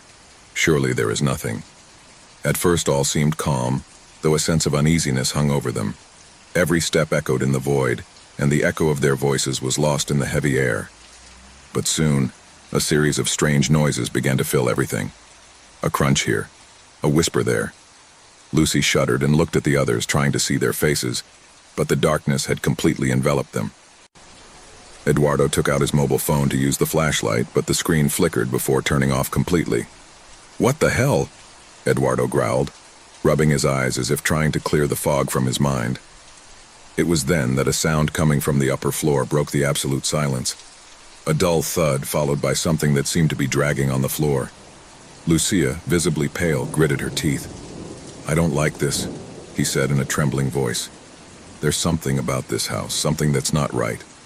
Carlos ignored her and began to climb the stairs, determined to explore. With each step, the sound of the creaking of the old wooden floor became more and more unbearable. Javier and Laura followed him closely, with fear marking his every move. Edward, for his part, remained in the hall, looking nervously at the shadows that stretched on the walls. Fear overwhelmed him, but he did not want to be the first to abandon the expedition. Upon reaching the second floor, the group found themselves in a long hallway, where open doors gave way to empty rooms. However, something else caught his attention. A room at the end of the hallway was closed with a rusty door that seemed to have remained intact despite the years. Curiosity, mixed with the growing sense of dread, pushed them closer.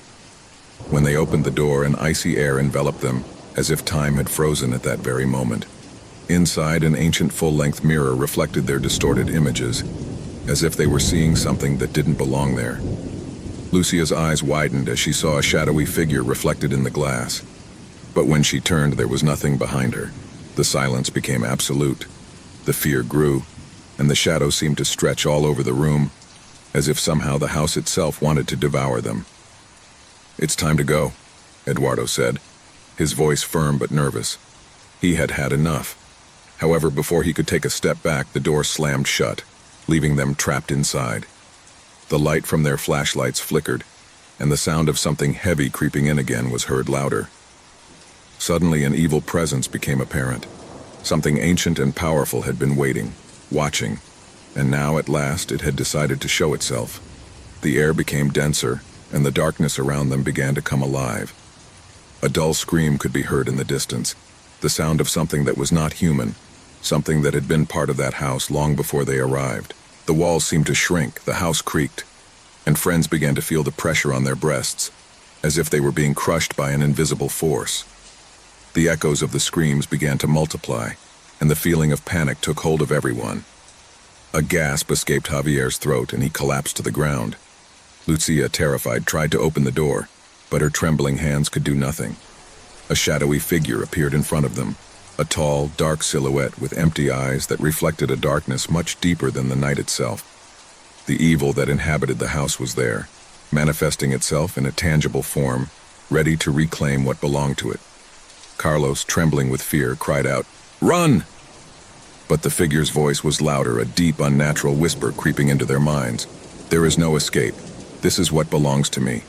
Terror began to dominate everything. With no way out, no hope, the group of friends watched as the figure advanced towards them, absorbing the light of their lanterns, devouring their heat. The darkness swallowed everything. The house, old and cursed, had made its final claim. And in that last moment, the screams were absorbed by the house as if they had never existed. The story of the house in the woods ended there, with darkness as the only witness. Whitehaven Island, a small, isolated piece of land in the middle of the murky waters of the North Sea, had been a mystery for years. For a long time, the few inhabitants who remained on its shores lived a quiet life, without much contact with the rest of the world. The island, though small and modest, was steeped in ancient history, full of secrets buried under layers of land forgotten by time.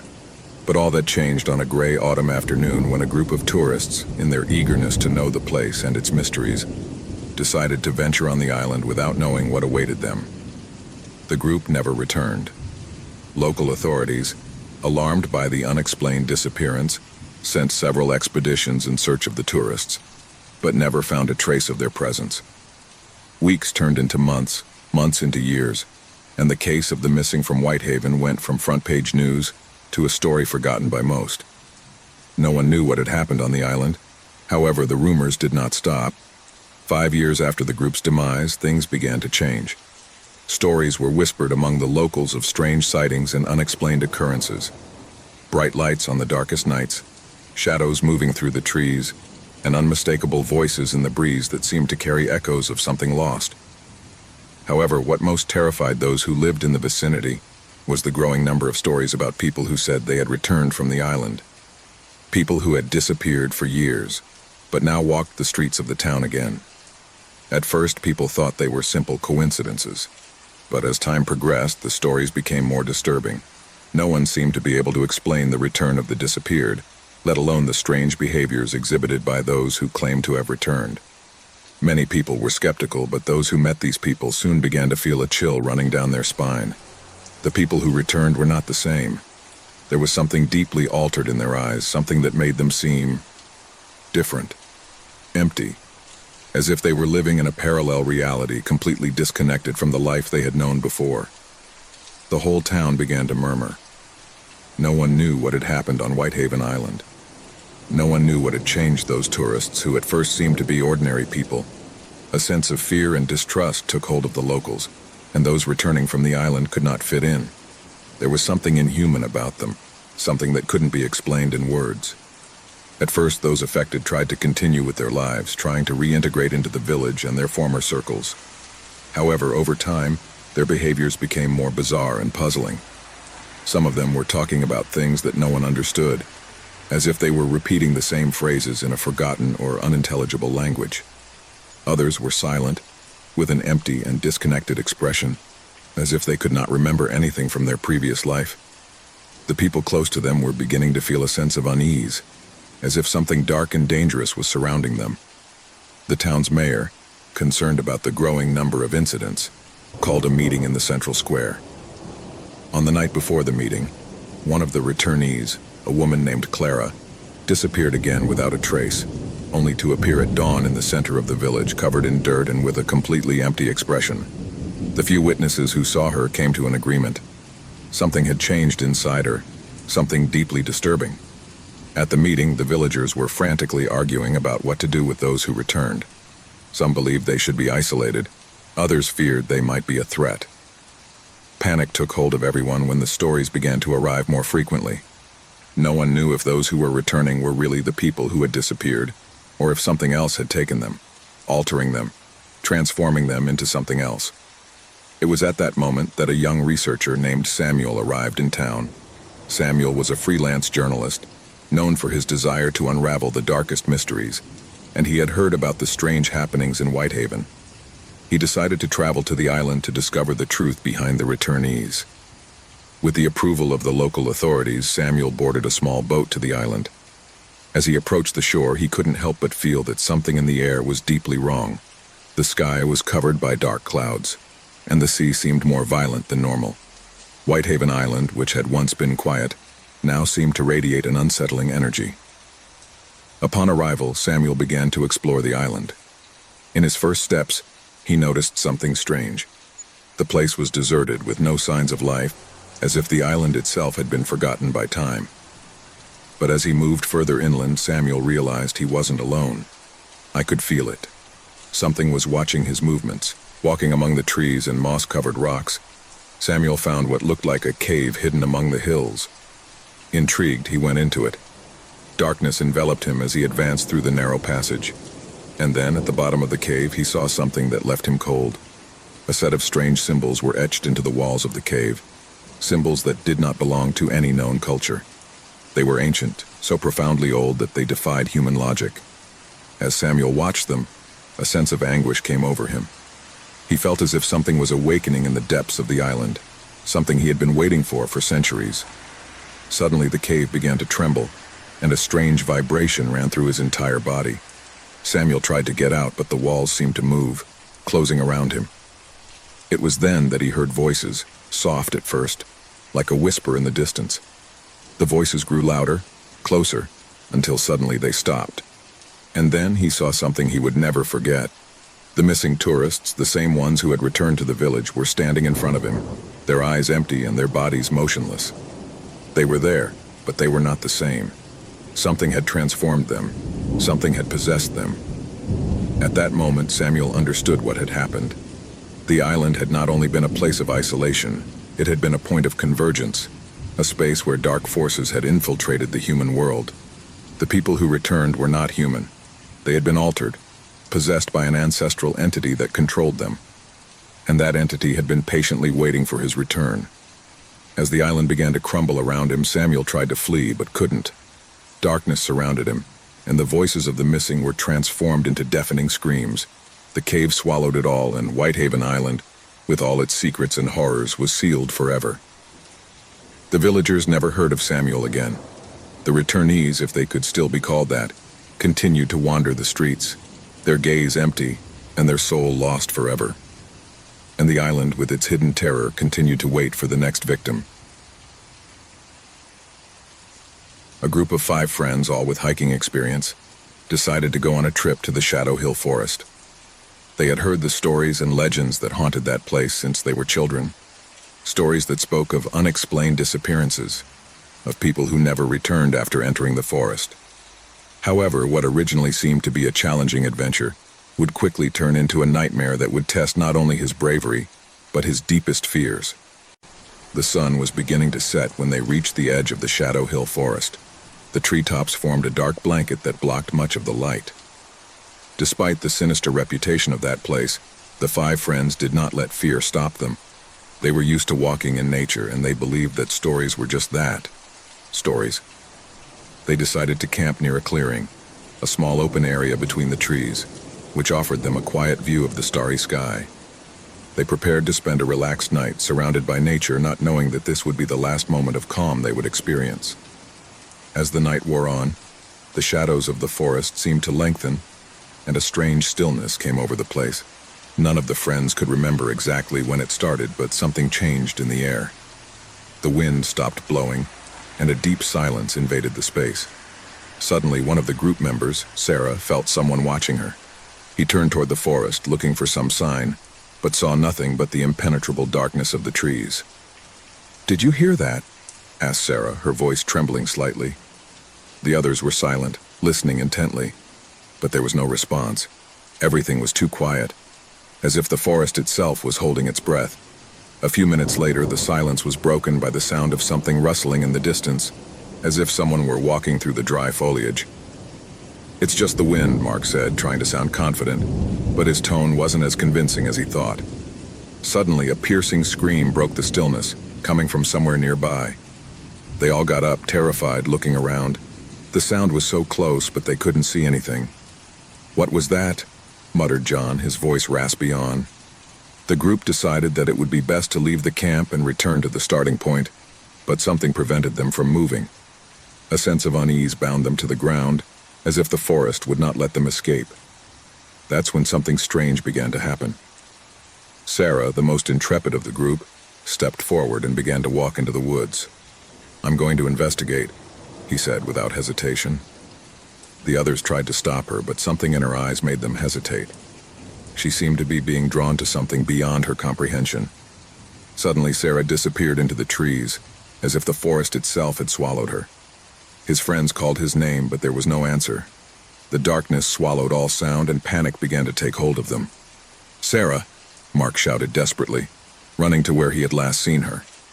But when he reached the edge of the forest, he found only a series of strange footprints, deeply marked on the ground, which disappeared into the blackness of the forest. There was no trace of her. The friends stared at the footprints, terrified. They knew something wasn't right, but the darkness prevented them from seeing beyond.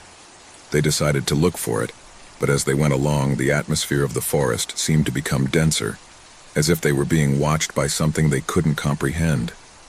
The footprints were getting stranger, as if something had painted them on purpose. "This doesn't make sense," muttered Emma, who was visibly shaking. "Why are there symbols on trees?" The symbols were strange, incomprehensible, with geometric shapes that did not correspond to any culture they knew. The figures seemed to move subtly, as if they had a life of their own. The feeling that someone or something was stalking them intensified. Every time they approached one of the symbols, a cold current ran through their bodies, and a shiver ran through them. The group, now completely nervous and not knowing what to do, decided to return to the camp to think of a plan. But when they arrived, something worse awaited them. The camp was completely messy. The backpacks were open, the equipment was scattered on the ground, and the campfire had already been extinguished. The scariest thing, however, was the fact that Sarah's footprints were still there. But instead of disappearing into the forest, they were returning to the camp, surrounding the area where they were now. "What's going on here?" John whispered, his eyes filled with terror. A low, almost imperceptible whisper hung in the air. It seemed to come from everywhere and nowhere at the same time. "Help! Help! Help!" he repeated, echoing like an echo. "It's Sarah!" shouted Emma, hoping she was still nearby. But the echo only multiplied, repeating the name of each member of the group, distorted and sinister. In the background, something moved quickly among the trees. A low whistle, like that of a creature in the dark, cut through the air. Panic broke out. Suddenly, Mark disappeared. None of them saw him leave, but when they turned their heads to look for him, he was gone.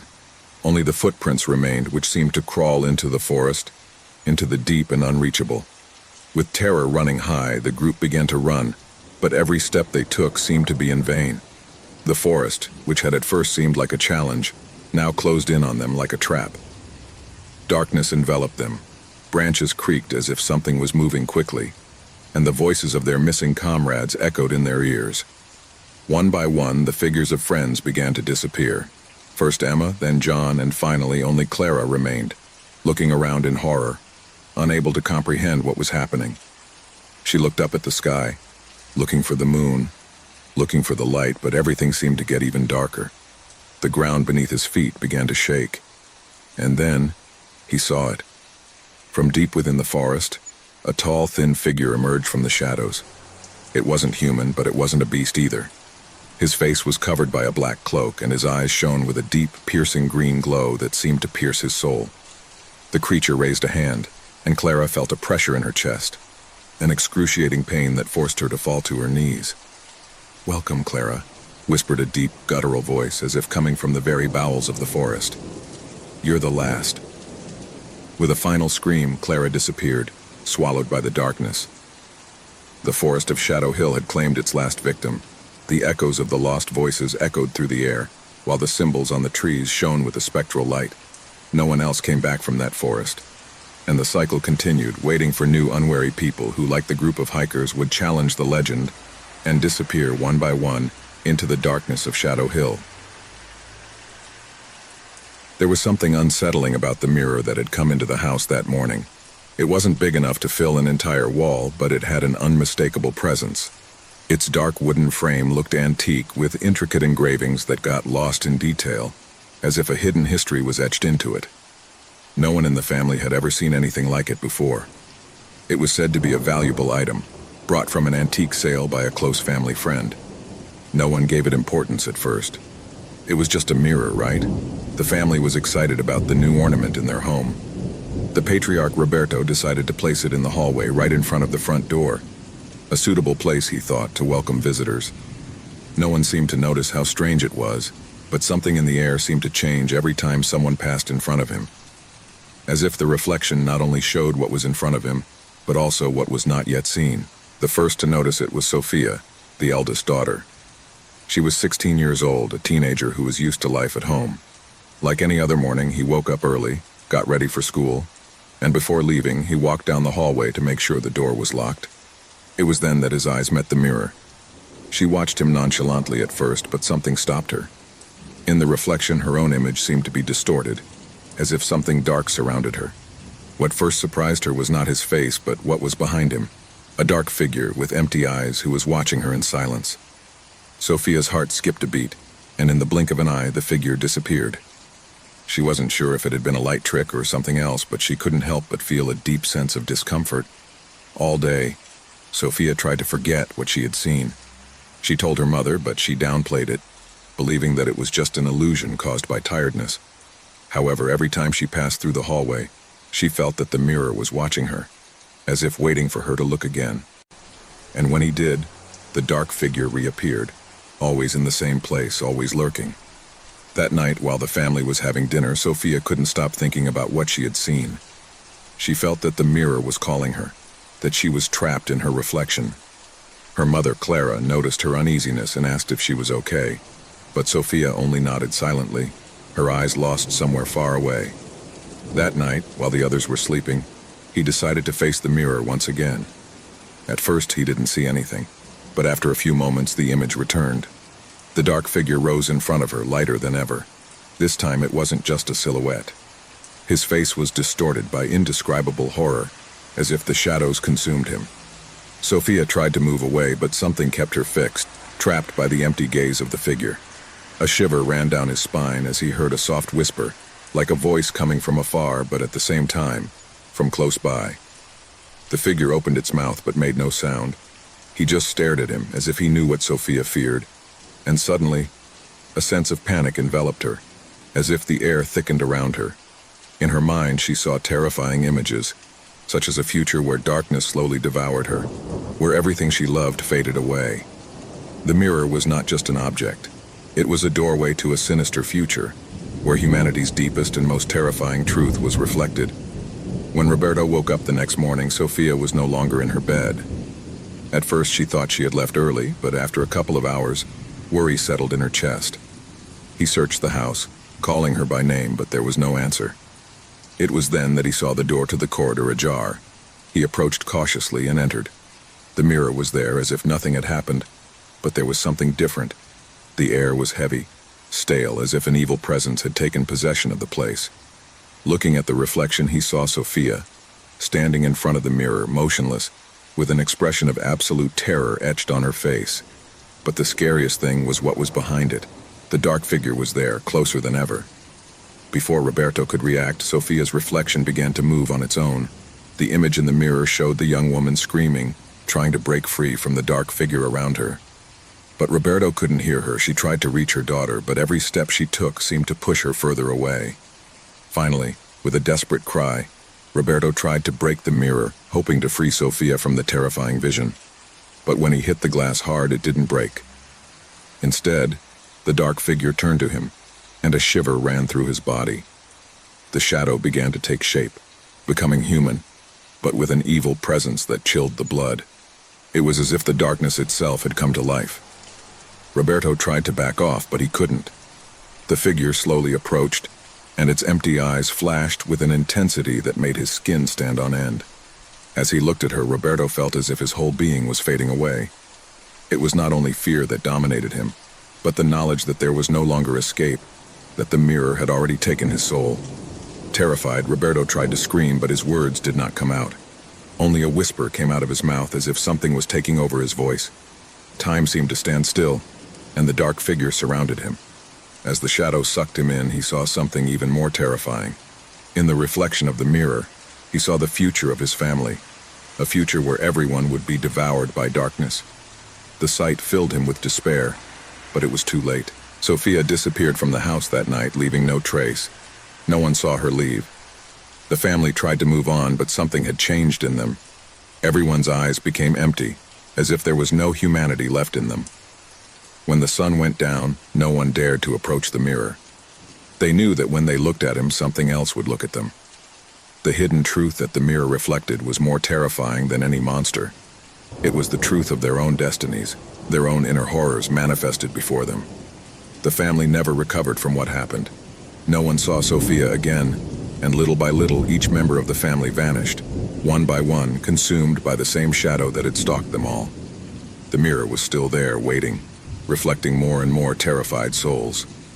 No one knew how many had already succumbed to the power of that cursed object. No one dared to approach, but it still stood there, in the hallway, reflecting the truth of human darkness. The mirror of truth didn't just show the future. It showed the worst in each being, a truth that could never be forgotten.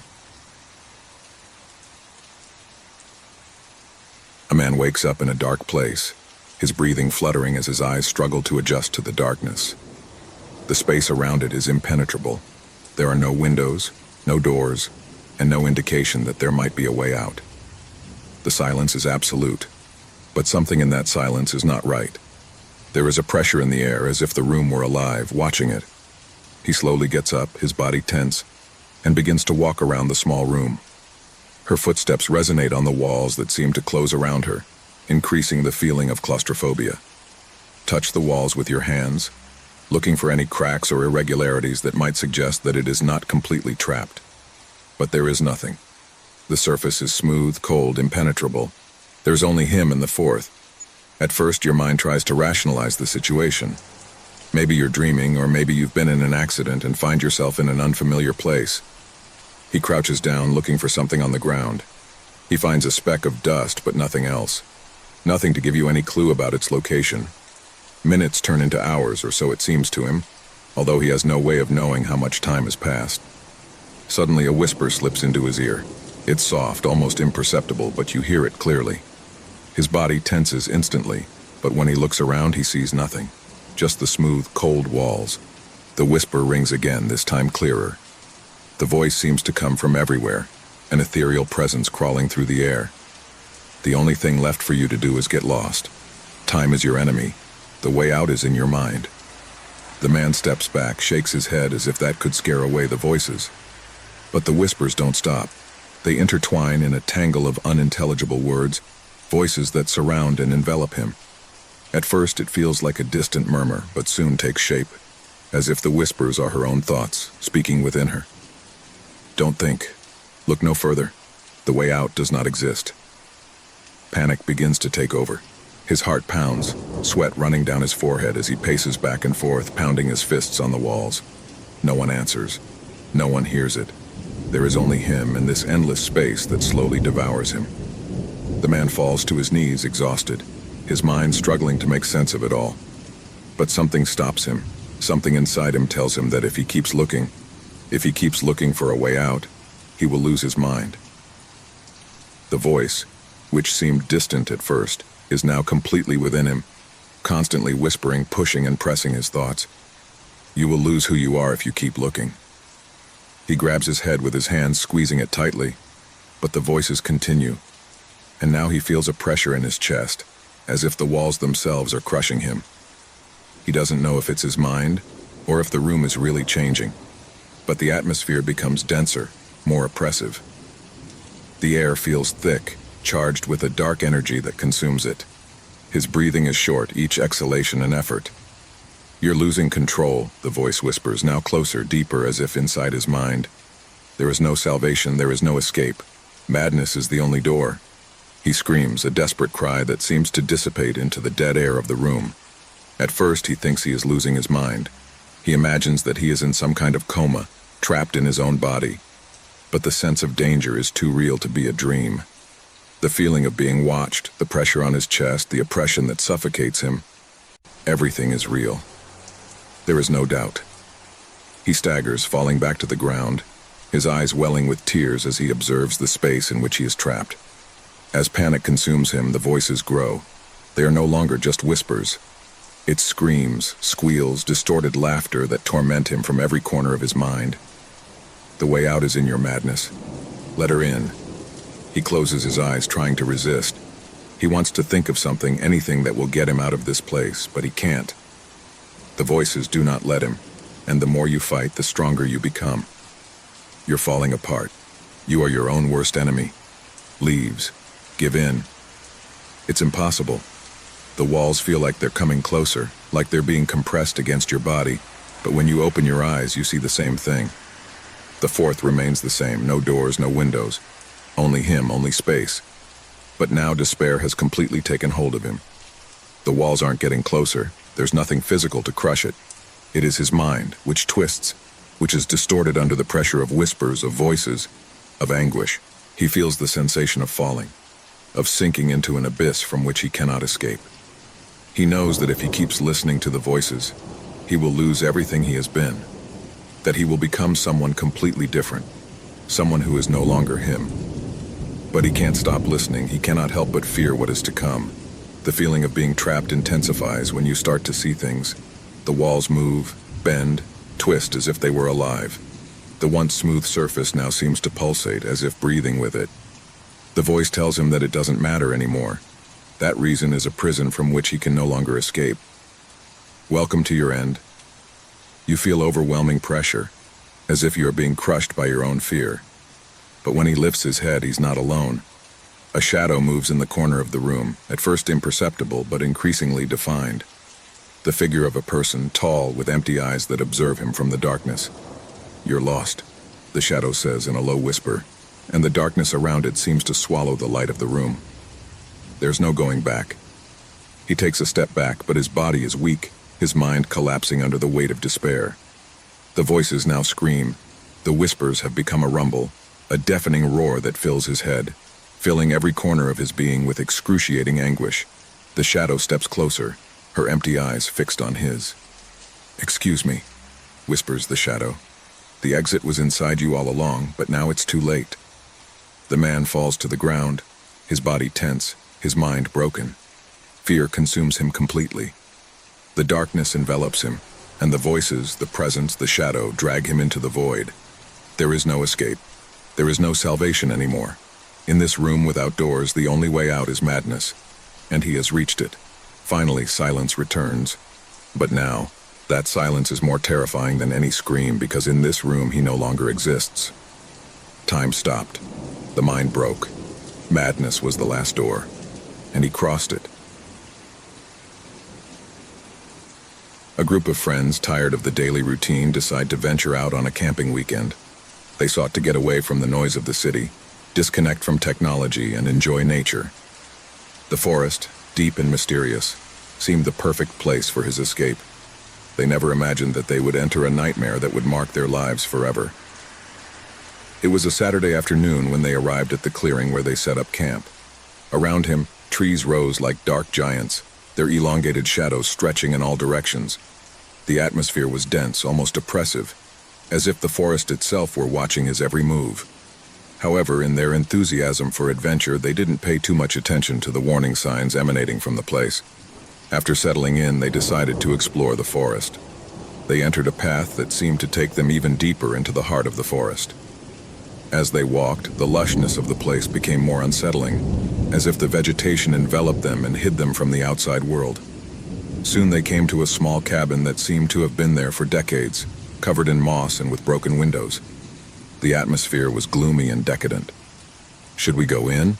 asked Laura, the most fearful of the group. Everyone looked at her, but no one answered immediately. The place exuded a sense of abandonment and mystery, and despite the latent fear, a strange curiosity pushed them to approach. They decided to go in. The door creaked as it opened, and a heavy, stale air greeted them. Inside, darkness seemed to embrace everything around him. Dust covered every surface, and the air was thick, as if time itself had stopped within those walls. However, there were no signs of life, no animal, no sound, just an absolute silence that was more terrifying than any noise. "What happened here?" muttered Tomas, the most adventurous of the group. He looked around, looking for clues that explained the abandonment of that place, but he found nothing that gave answers. Then, something caught his attention. A strange dark spot on the ground, as if something or someone had crawled there. He couldn't help but feel a growing uneasiness. The group began to explore more cautiously. They walked through the rooms, each one more somber than the last, but there was nothing out of the ordinary, except for an uncomfortable feeling that was intensifying. That's when Emily, the most outgoing of the group, heard something. A whisper, as if someone were muttering his name in the distance. His eyes widened and a wave of fear swept through his body. "Did you hear it?" he asked, trembling. The others looked around, but there was nothing, only the sepulchral silence. However, that unsettling feeling did not go away. Suddenly, as they explored the upper floor, a heart-rending scream broke the silence. It was Tomas's cry. They quickly ran to the source of the sound, but when they arrived, Tomas was gone. The place where he had been had only a trace of scrambled earth, as if something had dragged him with force. "Where is he?" shouted Laura, her voice filled with panic. The others didn't know what to think. Had it been an accident? Or was something much more sinister going on? Desperate, they began to search for Thomas, calling out to him, but the cabin seemed to offer no answer. The hours passed without finding any clues, but something else was happening. The air, once charged with stillness, now seemed to move, as if something invisible were watching them. Each sound seemed amplified, and the tension grew in each of them. As the night wore on, a sense of paranoia gripped the group. Fear turned to terror. Every creak of the wood, every gust of wind seemed like a reminder that they were not alone. Something was lurking, something they didn't want to see. That's when Emily found something in the old fireplace, a crumpled, yellowed piece of paper. He unrolled it with trembling hands and read in a low voice, "In this place, no one stays forever. Shadows walk among us, and when the full moon comes, they will all disappear, one by one." Panic took hold of them. What did that mean? And why was the hut so empty? And why had Thomas disappeared? They tried to flee, but the forest seemed to have closed in on them. There were no trails that would take them back to camp. Each attempt to return only plunged them deeper and deeper into a maze of trees. It was as if the forest itself was catching them. The darkness seemed to have a life of its own. When they finally managed to find their way back, the cabin was gone. What once seemed to be a solid, real structure had now vanished, as if it had never existed. Desperate, they began to shout for Tomas, but only the echo of their voices responded. Fear was transformed into pure terror. Tomas's disappearance was never solved, and his friends never spoke of what happened. However, each of them carried with them the memory of that terrifying night, a night that changed them forever. In their hearts, they knew that what happened in that forest was not an accident. Something dark and evil had awakened there, and now no one was safe. Years later, the camp was found empty. Investigators who tried to inquire about previous disappearances in the forest never returned. And the empty hut, which no one dared to look for anymore, is still waiting, lurking, somewhere in the darkness of that endless forest. The cold, damp wind slipped through the cracks of the broken windows of the old hospital, which stood imposingly in the darkness. The structure had been abandoned decades ago, but the stories and legends of what happened inside were still alive in the memories of those who had survived its mystery. The walls creaked with each gust of wind, and the thick fog surrounding the building seemed to whisper forgotten secrets, as if the earth itself was trying to hide what had happened there. Some people said that the hospital had been the scene of illegal medical experiments during its time of operation, and others spoke of lost patients who never left their rooms. But there was one legend that was kept alive, a story that ran cold in the blood of anyone who heard it. The story of a girl who had disappeared without a trace. It was said that his spirit continued to haunt the ruins, searching for answers and taking those who dared to investigate. That night, a group of young people determined to discover the truth behind the unexplained events had arrived at the hospital. They were bold, skeptical of the stories the townspeople told, but they would soon discover that the darkness hiding in this place was more real and more terrifying than they had ever imagined. The door to the hospital creaked as it opened, revealing a crumbling lobby. The air was stale, laden with a smell of mold and rot. The walls were covered in graffiti and the old ceiling lamps hung at odd angles, as if they were about to fall. The only light illuminating the place was from their lanterns, which cast eerie shadows on the rubble-strewn ground. "This is scarier than I imagined," said one of the young men, named Samuel, as he looked around with a mixture of disgust and curiosity. "Come on, let's not be cowards," replied Laura, the bravest of the group. "We just have to find the girl's room and record a video to prove that this is all just village stories." They pushed deeper into the hospital, following a narrow corridor that twisted like a snake. The atmosphere was thick, almost palpable, and the silence was only interrupted by the sound of his own footsteps echoing in the empty corridors. Suddenly, something stopped them. A soft sound, like a child's laughter, could be heard in the distance. "Did you hear that?" whispered Laura, looking around nervously. "Probably the wind," Samuel said, trying to play it down, but his voice trembled a little. However, the laughter persisted. It wasn't the happy, clean sound of a little girl playing. It was a distorted laugh, as if someone was taunting them, leading them into the unknown. Laura squeezed the handle of her flashlight and began to walk toward the source of the sound, her steps quick and determined, but her face reflected a growing concern. "Come on, we're not here to be scared," he said, though his voice sounded increasingly unsure. Suddenly, as they turned a corner, they found themselves in front of a room that seemed different from the others. The door was ajar, and through the crack they could see the silhouette of a tiny figure inside, moving from side to side. The girl. "It's her," Laura murmured, her eyes fixed on the figure. "The girl of the legend." Samuel looked around, his instinct telling him that they must leave, but something was holding him in place. "This is not right. We shouldn't be here." "Shut up," Laura ordered, opening the door with a thud. The figure in the room immediately stopped, and the light from the flashlight illuminated the girl's face. He was smiling, but his smile was not that of an innocent child. His eyes were dark, empty, and his skin paled into a sickly hue. The girl stared at them, but she did not move. What are you doing here?" asked Laura, trembling, though she tried to look confident. The girl didn't answer, just pointing to the back of the room where there was an old hospital bed covered in dust. "Come," he whispered in a voice that seemed to come from a faraway place. "Come and play with me." "Did you hear that?" whispered Samuel, an expression of horror on his face. What's going on here?" Laura, as if under some kind of spell, began to move towards the bed, but her body stopped every time she approached, as if an invisible force was pushing her back. "No, I can't move," he said desperately. Samuel tried to reach her, but something stopped him in his tracks. A horrible and heart-rending scream filled the air, coming from the back of the corridors, and suddenly the lights of their flashlights began to flicker. The girl's laughter returned, this time louder and closer, as if she was surrounding them. The air became denser, almost unbreathable. "We have to get out of here now," shouted Samuel, tugging on Laura's arm. But the girl stared at them, and a dark shadow emerged behind her, taking shape. It was an indescribable creature with sharp claws and red eyes that reflected the light of its flashlights like mirrors.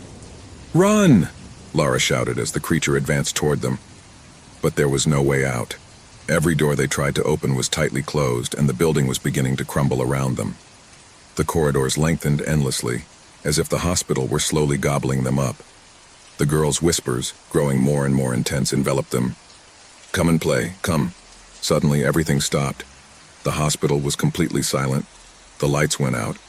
The echoes of laughter faded into nothingness.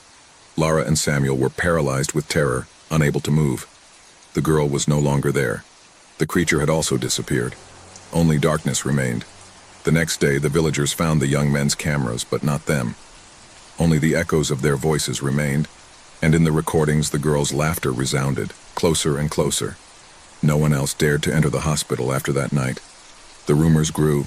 They said that the girl's spirit was still trapped in the hospital, waiting for others to dare to challenge her.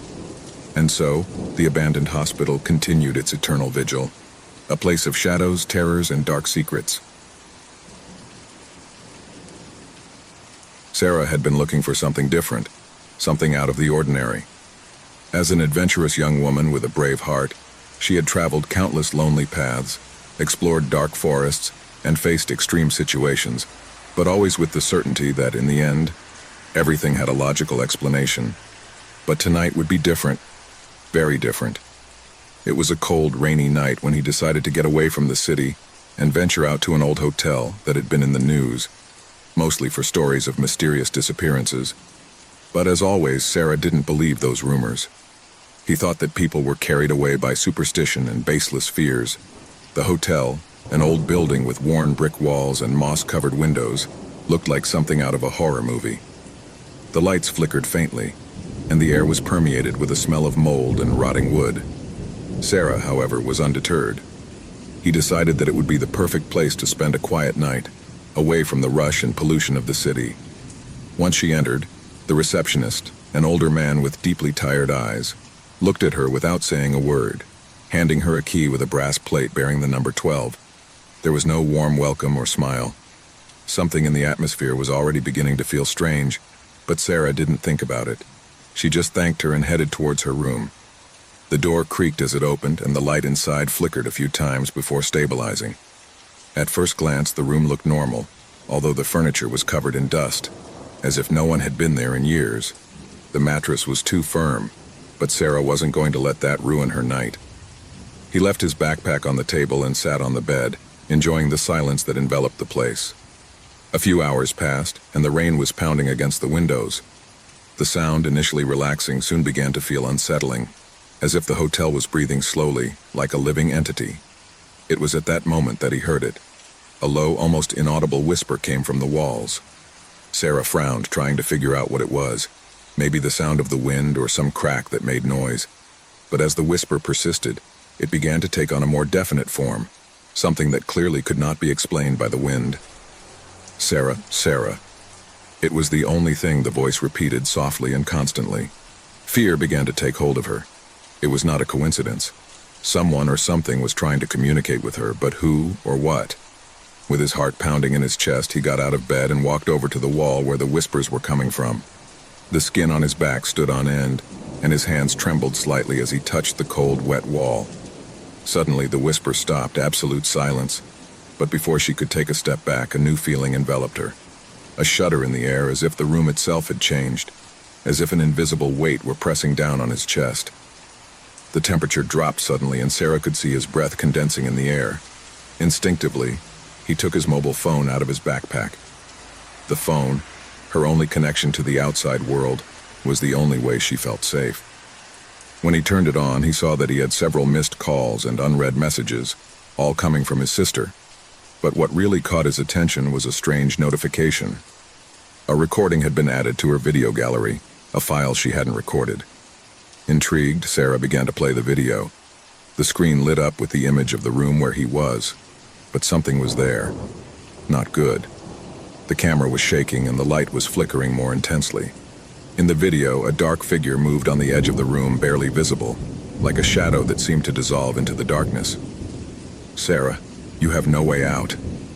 He muttered the voice in the video, a voice that wasn't his own.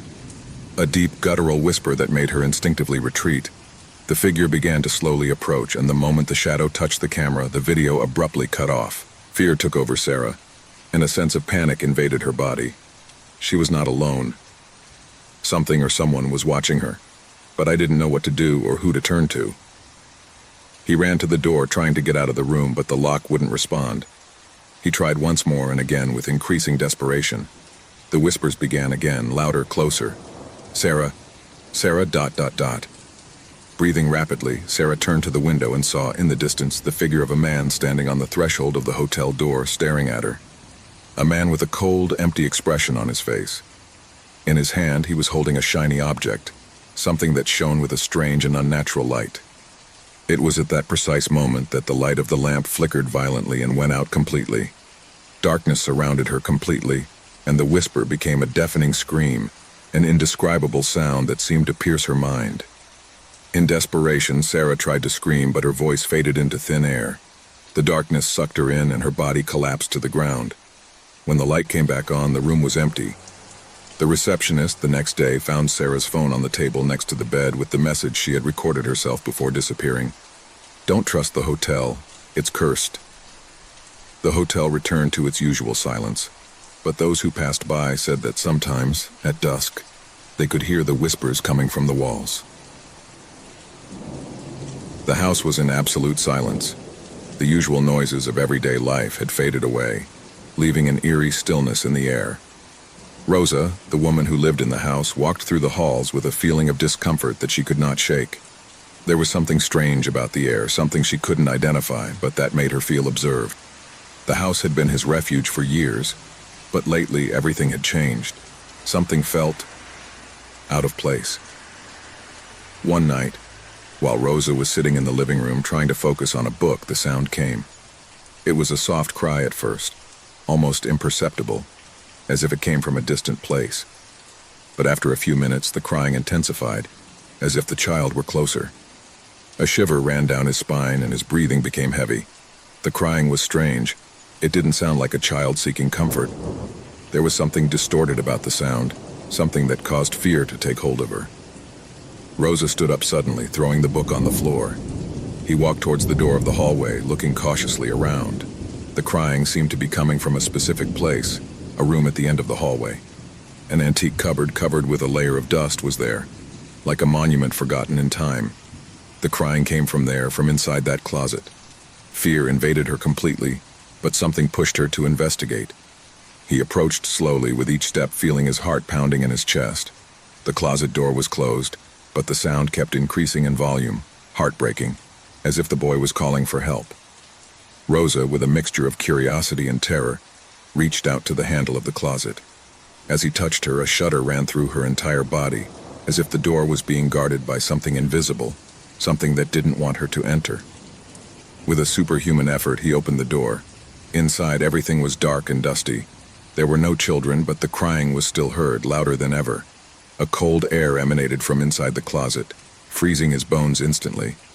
Rosa stepped forward, her breathing fluttering and her eyes adjusting to the darkness. Suddenly, a gust of cold wind caused the closet door to slam shut. Rosa turned around, terrified, but there was nothing. No children, no sound. Only the silence that had taken over the house again. However, fear was still nailed to his chest like an unbearable weight. She decided to go to her daughter's room to make sure she wasn't there, alone in the middle of the night. When she reached her door, something stopped her. A small whisper, almost inaudible, but enough to make his skin stand on end. He turned the knob and went in. His daughter slept soundly in his bed, his breathing calm. Rosa breathed a sigh of relief, but something was wrong. The boy in the closet couldn't be a dream. It couldn't be an illusion. There was something there, something I couldn't explain.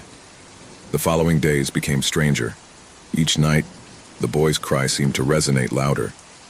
Rosa tried to ignore him, thinking that perhaps he was imagining things.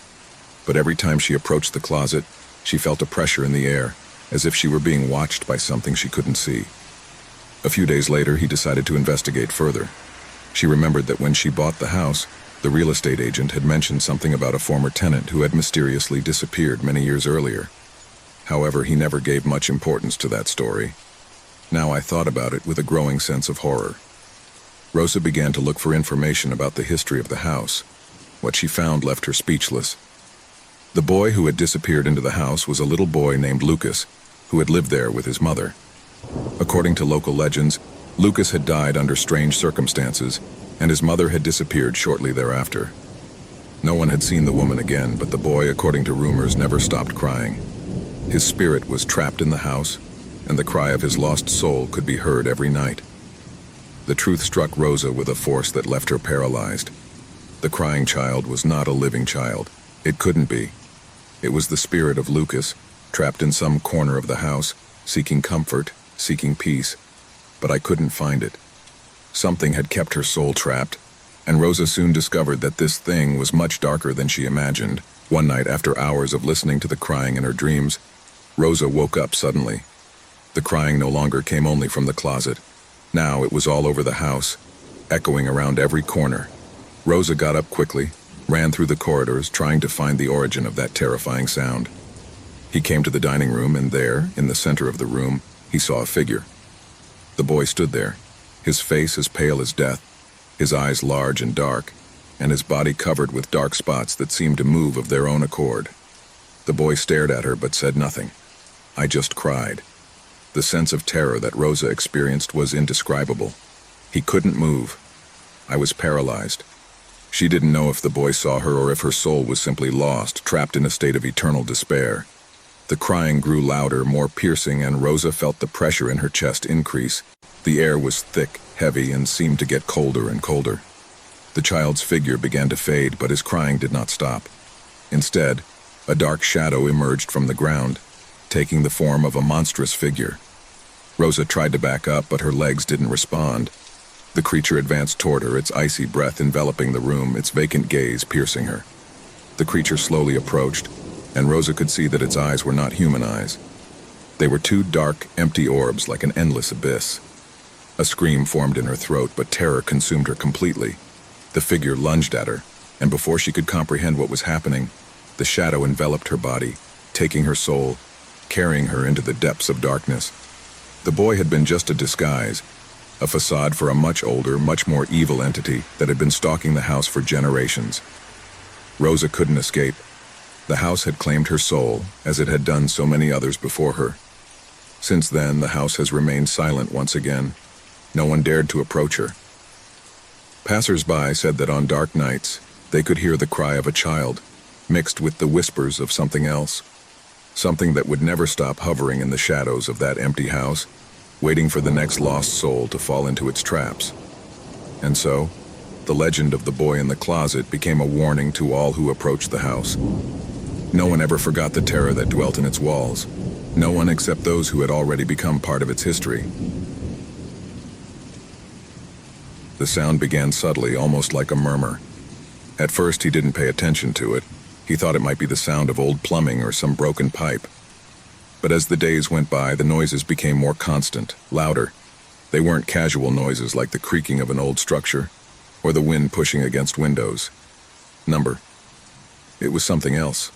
Something that froze his skin and made the hairs on the back of his neck stand on end. Martine's apartment was not big. It was a modest space in an old building in a city where the buildings seemed to be so close to each other that their walls often touched. It wasn't luxurious, but it was his. In his life, he had accepted solitude as a constant companion. With each passing day, the stillness of her home brought her peace. That peace, however, slowly began to crumble as the noises intensified. At first, he thought he was crazy, that maybe he was losing his mind. Throughout her life, she had dealt with stress and anxiety, but something about those sounds was just fine for her. Disturbing. They were low, almost unintelligible at first. A soft tapping, a deep vibration that didn't come from the walls but from somewhere below. Would they be the foundations of the building, the old elevator that went up and down at all hours? But the nights passed and the noises grew, as did the feeling that something was not right. They were no longer mere tapping. Now he could hear whispers, as if someone was whispering his name from the shadows of the floor below. The first real awakening of the restlessness occurred one night. After several weeks of hearing those strange sounds, Martin woke up in the middle of the night, agitated, sweat soaking his forehead. He sat up quickly, trembling, as if something had touched him. There was a chill in the air, a chill that did not come from the open window but seemed to emanate from the walls themselves. It was then that he heard it clearly, a dragging, as if something heavy was dragging on the ground. He was not human. It couldn't be. The feeling of dread enveloped him completely. Without thinking, he got out of bed and went out into the hallway. He looked at the door of the apartment next door. It was empty. It had always been empty. There had never been anyone on the lower floor. Martine had investigated at first, looking for answers to those noises, but he had never found anything. Something didn't fit. Something in that building was completely wrong. He decided to take matters into his own hands. If the noises were coming from the lower floor and no one was there, then what was causing them? And why did he feel those noises calling to him, as if someone were whispering to him in the dark? The basement door was locked, but that didn't stop Martin. That night, armed with a flashlight and a determination that arose from pure fear, he went into the basement. At first, his flashlight barely shone a couple of meters in front of him, but as he advanced, the air became denser. The stench as of stagnant moisture filled his lungs and made him cough. Something was not right. Not only was the air strange, but the walls seemed to be full of scars, marks I couldn't identify. The feeling that someone was watching him grew with each step he took. Suddenly, the flashlight flickered. Darkness grew around him, and for a moment he thought the world was fading away. Then a noise made him stop. A dull thud, a creak, as if something heavy was moving in the dark. Martin swallowed hard and kept going, although his body asked him to flee. Finally, the flashlight shone on a figure, a shadow in the darkest corner of the basement. The first thing he noticed was the shape of this creature. Its body was tall, skeletal, covered in pale gray skin that seemed to absorb light. The eyes, if I could call them eyes, were two black, empty orbs, glowing with a yellow, inhuman light. That creature was not human nor animal. It was something much older, something that was hiding in the shadows, feeding on something I couldn't understand. Martin could not move. He was paralyzed with terror. The creature, with slow but sure movements, began to crawl towards him. Every step he took echoed off the walls as if the ground was shaking. Martin tried to back up, but his legs did not respond. Fear had trapped him. The creature got closer and closer. A cold breath ran down Martin's back, and darkness closed around him. He could feel the weight of that presence, as if he were being absorbed by it, as if the shadows themselves were surrounding him, taking possession of his being. At that moment, the flashlight flickered again, and in the darkness, Martin could hear a whisper, one he would never forget. "It's too late." The shadow of the creature spread through the basement, and Martin, unable to react, fell to the ground. The creature silently moved even closer, brushing its skin with its icy touch. The creature then began to speak in a strange whisper, a murmur that seemed to penetrate its mind. He told him dark stories, stories of those who had fallen before him, those who had come too close to the lower floor and paid the price. There were beings, entities, dwelling in darkness, waiting to be awakened. Martin, hearing those words, felt his soul being torn apart. An indescribable fear consumed him, as the creature dragged him into the shadows. At that moment, Martin understood the worst of all. Not only was the creature a being who lived in darkness, but that darkness was his home, and he had stepped into his realm beyond what was allowed. Terror enveloped every corner of the apartment as the figure disappeared from their sight. No one saw Martin again. No one heard the strange noises coming from the lower floor again. The creature, however, continued to wait, feeding on the darkness and the lost souls that time and again fell into its trap. A few months later, a new tenant moved into the building, and that same night, the whispers on the lower floor began again. In the stillness of a remote corner of the forest, where the shadows of the trees stretched like the arms of a sleeping giant, a man named Marcos arrives at an isolated cabin to escape the busy city life. I had heard about the beauty of nature in that place, and the tranquility it offered. No worries, no pressures, no constant invasion of the modern world. Just him and the landscape. That was all he needed to rest from his daily routine. The cottage, though rustic and somewhat dated, had the charm of the old days, with a stone fireplace, large windows overlooking the thick forest, and a sense of seclusion that pleased him. It was everything you could want for a solo holiday, without the interference of people or the bustle of everyday life. That night, after a day exploring the forest, he lit a fire in the fireplace and sat down on the sofa, deep in thought. The creaking of burning wood was the only sound that interrupted the deep silence of the night. Shadows danced on the walls of the cabin, as the darkness outside stretched beyond the reach of the light. He went to bed early that night, exhausted from the walk, but something in the air kept him restless. There was something strange about the stillness, something I couldn't identify. He tried to calm his mind, but the feeling persisted. He closed his eyes and fell into a restless sleep. Dawn came with a faint glow, barely filtered through the leaves that covered the windows. Mark woke up abruptly, feeling a strange pressure in the air. It was not the sound of the wind, nor the nature that I used to hear in the morning. Something felt different, as if the atmosphere were charged with an unsettling energy. When he got out of bed, he noticed something strange. On the floor of the room, right in front of the door, there was a large footprint, bright red, as if someone had left a mark on the ground, but it looked like anything else. The footprint wasn't just fresh blood. It was as if the mark was alive, latent, as if it had been left behind by something far more sinister than a simple accident. Marcos approached cautiously, the air in the room weighing on him like a blanket. The footprint stretched across the floor, leading to the door of the cabin. Trembling, he bent down to examine her more closely. It wasn't a mistake. nor something that could have been left by accident. It was a clear mark, an ominous sign that seemed to mock him. The footprint did not end there. When he opened the door, he noticed that he continued down the hallway, down the stairs to the main entrance of the cabin. Panic began to take hold of him, but curiosity grew stronger. He decided to follow the track, although he felt the weight of fear crushing his chest. As the footprint moved along the outside of the cabin, the feeling that something was watching him intensified. The nature around was in complete silence. Not the wind, not the birds, not the insects.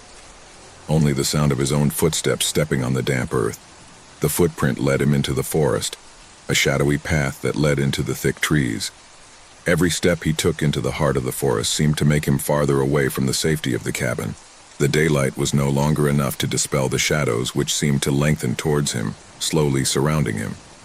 Gradually, the footprint began to show an increasingly grotesque shape. Instead of being just a mark of blood, it now seemed to be accompanied by strange distortions, as if the terrain itself was being altered by something invisible. The earth was marked by strange signs, ancient symbols that I could not comprehend. The panic began to turn into something deeper. Mark tried to turn back, but the footprint drew him, as if he had a will of his own, as if something in the forest was calling him, guiding him. In his attempt to return to the cabin, he noticed that the forest looked different now. The treetops, once familiar, now looked strange, as if they were watching him, as if they knew him.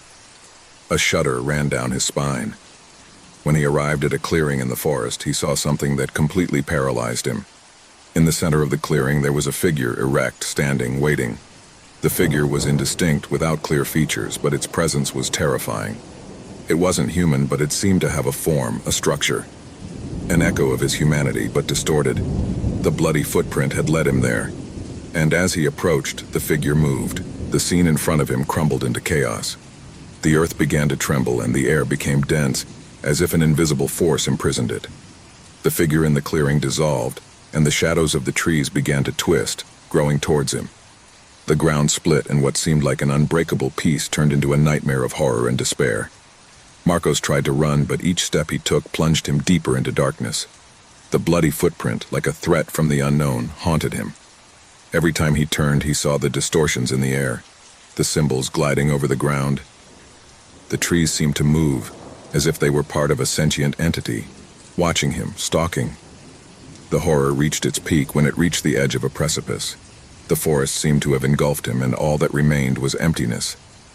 The bloody footprint was there on the edge of the abyss, and Mark, now completely plunged into terror, saw a figure emerge from the shadows, his own reflection distorted, grotesque, standing in front of him. And then, as if all the accumulated terror had only one purpose, the footprint began to drag him away. A violent tug pushed him into the abyss, into the void, as the shadows devoured him completely. The man disappeared into the darkness of the forest, and the man, the bloody one, as if it had never existed, vanished into the earth. The echo of his cry echoed in the distance, but no one heard him. The forest, again in silence, kept the last vestige of its passage, until another visitor arrived, unwary to follow the trail of the bloody track.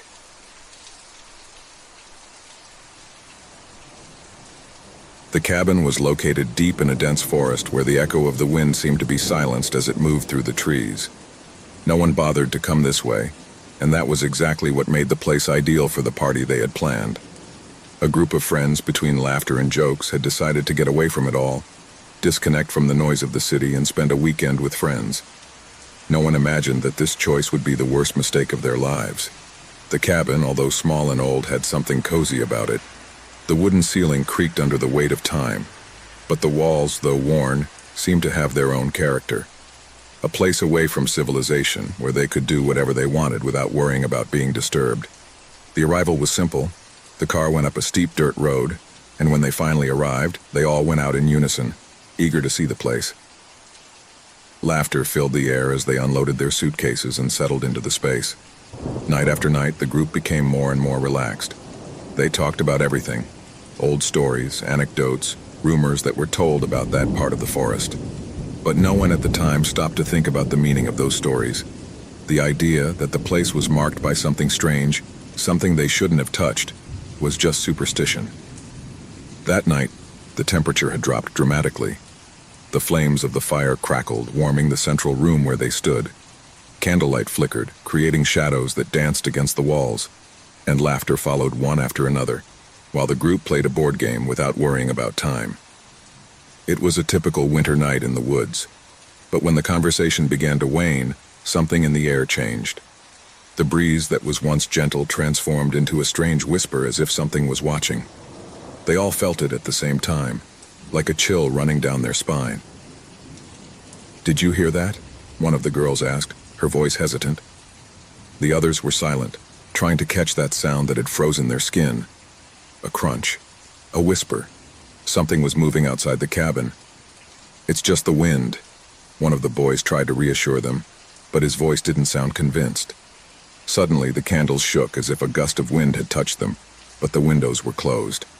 In an instant, the darkness of the night grew denser, and the sound of the rustling branches intensified, as if the forest itself began to approach them. That's when something strange happened. The moon, which had previously been seen through the window, disappeared completely, plunging everything into impenetrable darkness. The hut, which until that moment seemed safe, now felt vulnerable, as if nature itself had ceased to protect it. "What happened to the moon?" asked a girl in a trembling voice, looking up at the sky. The darkness was so deep that not even the stars were visible. "It must be an eclipse," one of the boys suggested, but his tone didn't convince anyone. Something was not right. The feeling of being watched intensified, and a heavy weight seemed to have settled on his shoulders. The air began to grow colder, and the silence outside the cabin became deep, almost suffocating. In that silence, everyone could clearly hear their heartbeats racing and synchronized. "I'm going to look outside," said the most daring boy, Tomas. Although he wasn't entirely sure what he'd felt, something was pushing him out. Everyone fell silent as he made his way to the door, which creaked as it opened. The fog had begun to lift, darkening the surroundings even more. Thomas took a step out of the cabin, and the cold enveloped him immediately. The air was dense, as if the atmosphere itself were charged with a strange pressure. He looked up at the sky, but there was no moon, only a blackness so deep that it seemed to swallow everything in its path. He turned to return to the interior when suddenly he heard a whisper beside him. A low, distorted whisper, as if someone or something is calling him. He turned sharply but saw nothing. The fog enveloped him completely, making him feel trapped. "This is not right," he muttered to himself, hurrying back to the cabin. But just as he was about to take a step toward the door, he heard a low creak as if something was crawling behind him. "Thomas!" his friends shouted from inside. But he did not answer. The door closed by itself, and silence returned to the cabin. No one dared to move, but their minds were filled with questions. What had happened to Thomas? At that moment, something slipped under the door, an almost imperceptible touch that only those closest to it could hear. It was as if a shadow without any form was lurking. The darkness wasn't just outside. Now something had infiltrated inside the cabin. In the distance, one of the boys, Lucas, tried to light a flashlight, but he couldn't get it to turn on. Somehow the darkness turned it off, absorbed any attempt at light. In the distance, at the edge of vision, something moved rapidly, and a piercing scream echoed from outside. Without thinking, the group got up and ran to the window. But when they looked, they saw nothing, only more darkness. Something was stalking them, something hiding in the shadows, waiting for the right moment to strike. But the worst was not what they could see. It was what they could not see. As the hours passed, the tension in the cabin increased. Fear took hold of each of them, and soon paranoia set in. No one wanted to be alone. No one dared to go out into the dark. They were trapped. Something was stalking them, and the moon, which no longer existed, had shown them the true face of that darkness that surrounded them. But no one yet knew what was stalking them or how they could escape. All they knew was that if they didn't find a solution soon, one by one they would disappear, swallowed by the same darkness that had surrounded them that moonless night. It was a gray afternoon when Emily, exhausted from the long journey, decided to take an alternate route on her way home. The deserted road stretched for miles, surrounded by growing darkness. There were no signs of life or other vehicles, only the roar of the wind and the distant chirping of crickets. The engine of her car echoed in the stillness of the landscape, and she took the opportunity to relax. As she drove, she began to feel a strange sensation, as if she were being watched. She shook her head and told herself that it was just tiredness. However, something was not right. His phone above the passenger seat vibrated suddenly. Emily frowned at the screen. He didn't recognize the number but decided to answer, hoping it was an important call. "Hello, who's talking?" she said in a tired voice, trying to sound calm. At first there was no response, just the sound of heavy breathing on the other end of the line. Emily raised an eyebrow, puzzled. "Hello?" he repeated, looking at the phone with growing uneasiness. Finally, a trembling voice emerged from the darkness on the other end of the line. "Help me. Please," said the male voice, full of despair. "I'm trapped. I don't know where I am. There's something here. Something that is looking at me. He's chasing me." Emily felt a wave of discomfort run down her spine. The voice was distorted, as if the man was in a dark, terrifying place. "Who are you?" he asked, his pulse racing. Fear was beginning to creep into his voice. Before he could receive an answer, the call was abruptly cut off, leaving only the echo of the stranger's heavy breathing. Emily, her hands sweaty, looked at her phone for signs of life, but there was nothing. There were no messages, no missed call logs, just the blank screen. He stared at his phone for a few seconds, his mind racing for answers. Just a joke, he thought. It must be someone playing with me. However, a strange sensation lingered in the air. She decided to continue on her way, but she couldn't shake the feeling of being watched. Over the next few days, Emily tried to forget what happened, blaming it on the stress and fatigue of the trip. However, something inside him told him not to ignore it. She was used to being alone on her travels, but she had never felt anything so unsettling. The latent sense of danger never went away. One night, after arriving at her apartment, Emily checked her phone and saw something that left her paralyzed. A message without a sender or any information. When he opened it, he saw a recording. She played it without knowing why, as if something pushed her to do it. The audio that began to play was the same as that of the mysterious call. The same desperate voice, the same gasping breath. But what made her tremble with terror wasn't just the voice. It was the sound of a whisper filtering through the end of the recording. Something enigmatic, almost inaudible, but clearly audible to anyone paying attention. "Don't look back," the whisper said, like a warning. A shiver ran through his body. Suddenly he realized that there was something much more sinister behind that call. Something dark that was following her. But I couldn't let it go. I couldn't ignore it. He decided to investigate. However, I had no idea what I was about to discover. Emily began to go through her phone logs, looking for something that might lead her to understand what had happened on the road. When he accessed the call history, something strange happened. There on the list, he saw the call from the unknown number, but with a peculiar detail. The time she was received did not coincide with the time she had been behind the wheel. It was as if the call had been recorded long before she answered it. The mystery increased, but something worse awaited her. That same night, Emily began receiving text messages. They were short, meaningless, but chilling. "You're closer than you think," said the first. The following message came shortly after. "Don't leave the house." Another, an hour later. "Time is running out." The messages intensified as the days progressed. Emily couldn't ignore them. She began to feel like she was being watched constantly, even though there were no obvious signs that anyone was around. At all hours, I felt the presence of a shadow, something I couldn't see but that was always lurking. The situation escalated when, one morning, Emily woke up with the feeling that something was not right. The air was dense, as if the atmosphere itself were charged with electricity. When she got out of bed and looked out the window, she saw something that left her paralyzed. On the other side of the street, in the gloom, there was a figure. Tall, thin, motionless. A figure she couldn't identify, but who seemed to be staring at her. Panic took hold of Emily. He closed the curtains quickly, trying to calm himself. I needed to get out of there. He didn't know where he would go or what he would do, but he felt that his life was in danger. He picked up his phone and saw one more notification, a message with an attachment. The file was a photo taken from his own window, showing his figure looking out. The tall and slender figure was now closer. So close that I could see her eyes, which glowed in the dark. In a fit of desperation, Emily ran to her car and drove to the place where she had first received the call. The deserted road, now covered in a thick fog, seemed even more unsettling than before. When he arrived at the scene, he turned on the car's lights, looking for any sign of what had happened. There, in the darkness, he saw something on the ground. It was his phone. The phone I'd forgotten. the phone that had witnessed everything that had happened. Upon picking it up, the device turned on its own, and a new notification appeared. You are too close to finding out the truth. Now there is no turning back. A heart-rending scream filled the air, and Emily felt something horrible loom over her. The phone began to make a strange sound, as if something was happening on the other end of the line. However, there was no one there.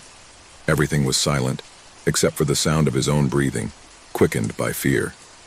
Emily tried to run, but the ground began to shake under her feet. At that moment, a dark figure emerged from the fog. It was the same being in the photo, his face deformed and his gaze fixed on her. She had no human face, only empty eyes that stared at her with terrifying intensity. The figure moved forward, sliding on the ground, and Emily, paralyzed with terror, tried to scream. But his voice did not come out. Only the sound of fog and heavy breathing surrounded her. The phone fell to the floor, and with it all hope. The figure caught up with her, and Emily disappeared into the darkness, absorbed in the terror that had haunted her from the moment she answered that call. The investigation that followed was puzzling. The phone, which was found at the scene, contained more messages. Some sent before Emily's disappearance, others after. The recordings and photos she had received indicated that someone had been following her from the moment she accepted that call. No one knew who was behind the threat, but the case remained unsolved. The authorities never found a concrete clue, and the forgotten phone remained stored as a macabre memory of the inexplicable. Emily's disappearance became a legend, a horror story whispered in the dark, where the forgotten phone was the key, and the figure in the fog, the eternal nightmare that haunted those naive enough to answer an unknown call. It all started one afternoon like any other. Joseph was at home alone as always. He was a man of quiet life, nothing out of the ordinary. His daily routine consisted of working in his office, eating a light dinner, and sleeping early. He had left behind a relationship that had marked him, and now he lived in this house with an air of loneliness that comforted him. The walls of her home, though gray and somewhat worn, had something cozy about them. There was something about them that gave him peace, though he had never stopped to wonder what it was exactly. One day, as he was getting ready to leave for work, he looked at himself in the hallway mirror. He was adjusting his tie when, for a fleeting moment, something in his reflection made him stop. It wasn't something I could identify at first, just a flash, a shadow that seemed to move behind him, but when he turned his head, he saw nothing. He was alone. He didn't think much about it, attributing it to tiredness or lack of sleep. However, that night, while in the living room, he read an article on his mobile phone about strange phenomena in houses. The idea of the paranormal began to haunt his mind. The next time he passed by the hallway mirror, he saw the shadow again. This time it was more apparent, as if the figure of something was behind him, watching, stalking. But he did not move. Joseph took a deep breath, turned around, and found nothing but the normal reflection of his own face. From that day on, the shadow began to appear in every mirror in the house. On the bathroom mirror, on the small mirror on the dining table, on the mirror at the entrance of the house. It was always the same shadow, always following the same pattern, moving slowly, as if it had a life of its own. Each time Joseph looked at himself, the figure seemed to draw closer to him, as if it intended to reach him. At first, Joseph thought he was losing his mind. It was not possible. How could a shadow have a will of its own? And how could he move through each mirror in the house? But as the days went by, the shadow's behavior became stranger. In the bathroom mirror, he could see how the shadow seemed to lengthen, stretch towards him, as if he wanted to touch him. In the reflection of the hallway, the shadow was beginning to change shape. It was no longer just a dark outline. I could see how the shadow formed a human figure, but it was blurry, undefined. Jose began to feel observed. It didn't matter where I was inside the house. He could no longer escape his own gaze in the mirror, the shadow that stalked him from the reflections.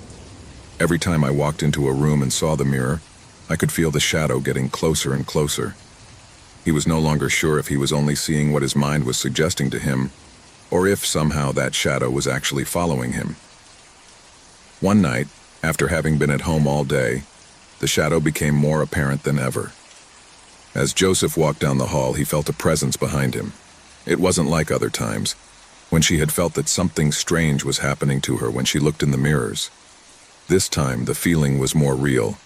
The shadow in the hallway mirror seemed to move on its own, swirling around him as if to catch him.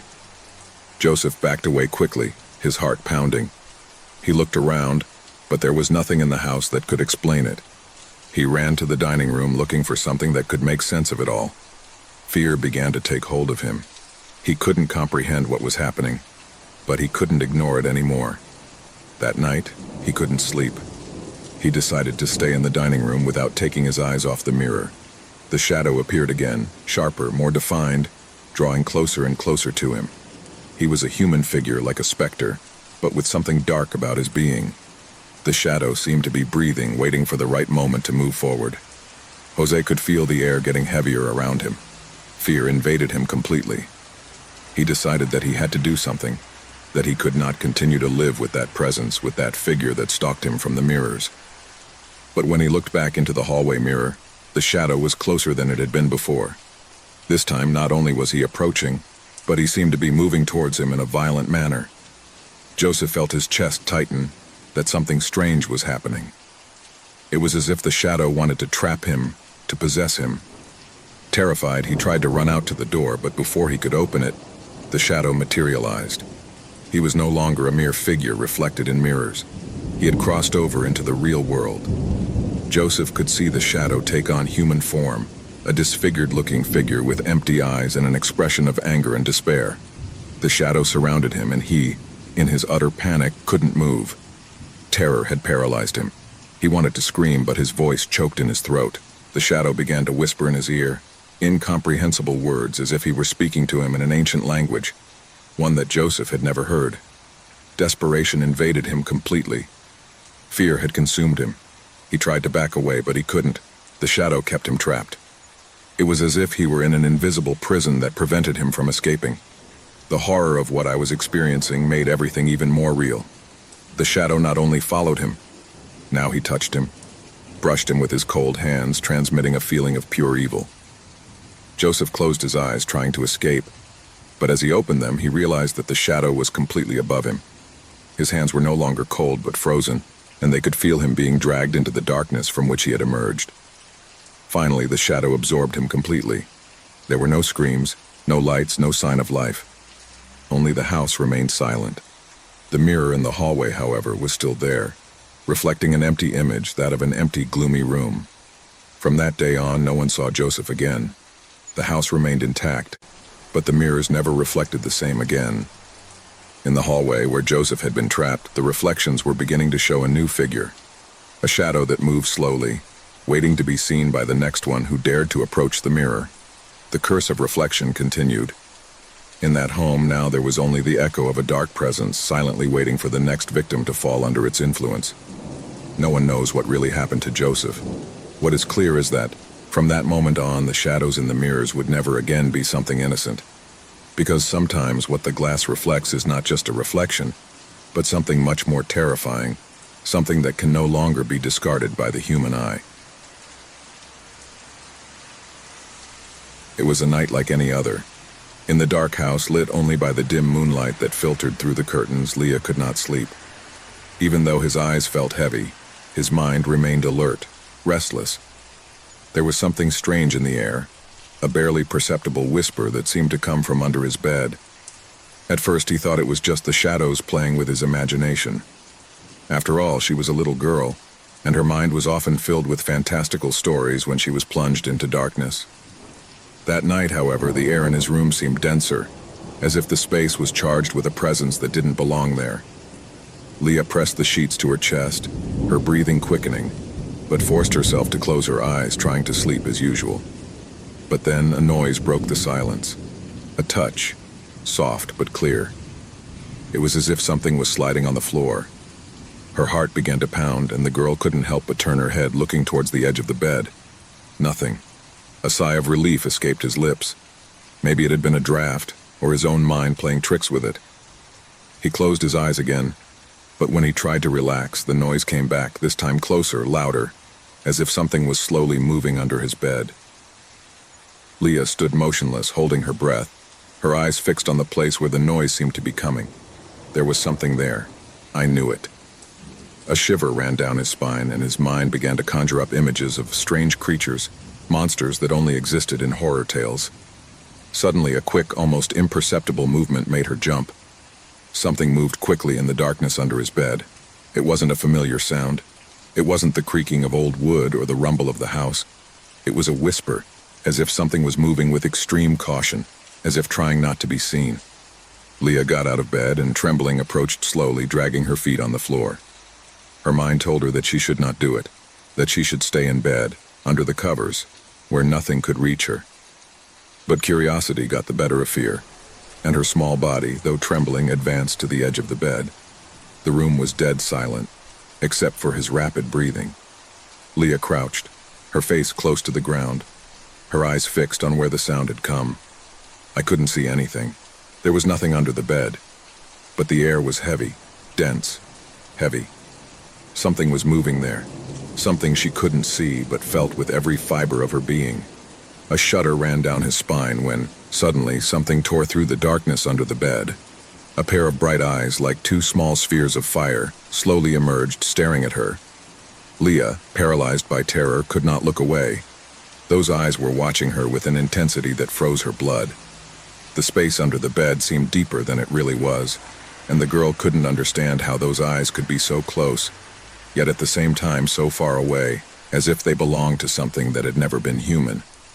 The creature made a swift move, sliding backwards, disappearing into the shadows.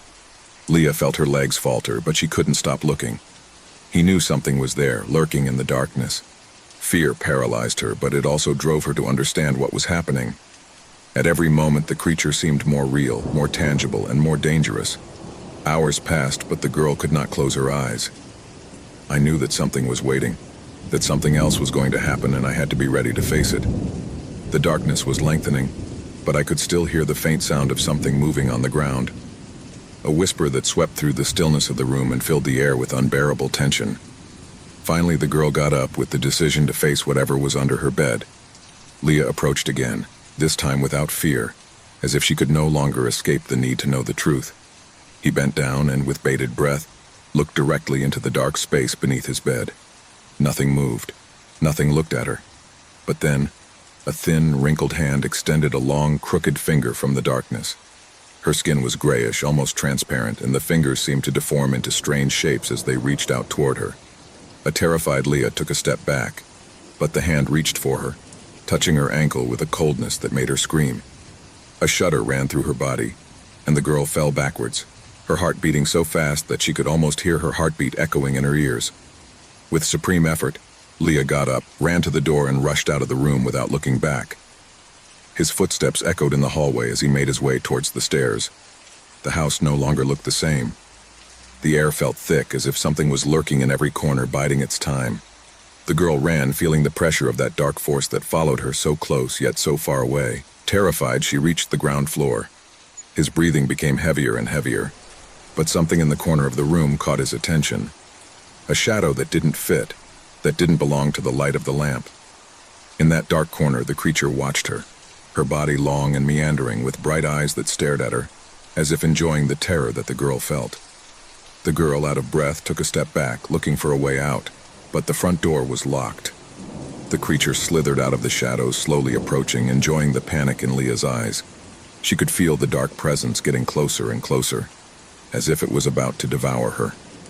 In a last desperate attempt, Leah screamed for help, but her voice was lost in the air, suffocated by terror.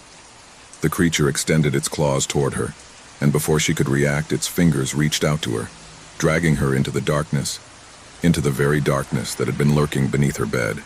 Fear, panic, darkness, everything swallowed the girl. The house fell silent, but under Leah's bed, something kept moving, waiting for its next victim. In a village far from civilization, surrounded by dense mountains and deep valleys, there was a place where the light seemed to behave strangely. Shadows, those that normally project naturally when light touches an object, were absent. No one in the village had a shade, neither in the morning nor in the afternoon. The inhabitants became so accustomed to this lack of shadows that, for them, it was as natural as breathing. They had been born without them, grown up without them, and lived in a world where the absence of shadows did not cause questions but was simply part of their reality. But everything changed the day a child arrived in the village. His name was Elias. He was an ordinary child, like any other in appearance, with bright eyes and a shy smile. He had dark hair and pale skin, something that made him stand out in a place where skin tones tended to be warmer due to the constant sun that never seemed to quite set. Elias didn't understand why he didn't have a shadow, but he quickly got used to the emptiness his body left on the ground. The first time he realized something wasn't right was when he approached a group of children playing near the central plaza. At first, no one paid attention to it. Elias was just another child. But as soon as he approached them, something strange began to happen. One of the girls, Sarah, who was normally cheerful and playful, began to visibly tremble. His face turned pale, his eyes widened with fear, and without warning, he turned and ran home, not looking back. The other children did not understand until suddenly they also began to feel uncomfortable. The air became thick. The laughter stopped, and everyone looked at Elias with distrust. He didn't understand what was happening, but something inside him, something dark, felt that something was about to be unleashed. That night, when Elias returned to his small house on the edge of town, he found something he would never have imagined, a figure in the window. She was tall, dressed in a black cloak that absorbed all the light around her, and her eyes, or what he interpreted as eyes, were two bright spots that reflected the moonlight. He couldn't see her completely, but he knew the figure was watching him. Terrified, Elias ran to his bed, covering himself with the sheets. The figure did not move, but the atmosphere was filled with a heaviness that made him feel suffocated. The next day, when Elias went out into town, he noticed that the looks of the others were different. No one spoke to him nor looked him in the eye. Every time he approached a person, there was a whisper behind him, as if the wind brought with it muffled voices, as if the shadows were beginning to form a presence of their own. Elias did not understand what was happening, but he felt it deep down. Something was following him. Something was waiting for him to make a mistake. One afternoon, while walking in the nearby forest, Elias saw something that left him paralyzed with fear. Among the trees there was a shadow. Not that of an object or a person, but a shadow that floated on its own, dark and distorted, as if it had been torn from a body and left behind. The shadow began to move towards him, moving quickly, as if it had a life of its own. Elias tried to run, but couldn't. He was caught up in his own terror. The shadow was getting closer and closer, and with each step it took, the air became denser, as if it was being swallowed by darkness itself. In the village, things were also getting stranger and stranger. The inhabitants began to disappear. First it was just a few people, then it was more. No one knew where they were going, but at first they didn't worry too much. Later, disappearances became more frequent. The bravest tried to look for answers, but they all returned with empty eyes, as if they had been touched by something dark and incomprehensible. No one could see the shadows, but everyone felt something stalking them. Elias, for his part, was trying to understand what was going on, but his efforts only led him deeper into an abyss of despair. One night, while walking alone through the deserted streets, Elias saw something that made him stop in his tracks. In front of him, in the darkest corner of the square, was a circle of hooded figures. At first he thought they were people from the village, but as he got closer, he saw that they were not human. Their faces were covered by hoods that seemed to absorb light, and their bodies, although they had no defined shape, seemed to give off a negative energy. Elias tried to back away, but something grabbed him, something invisible, but with overwhelming force.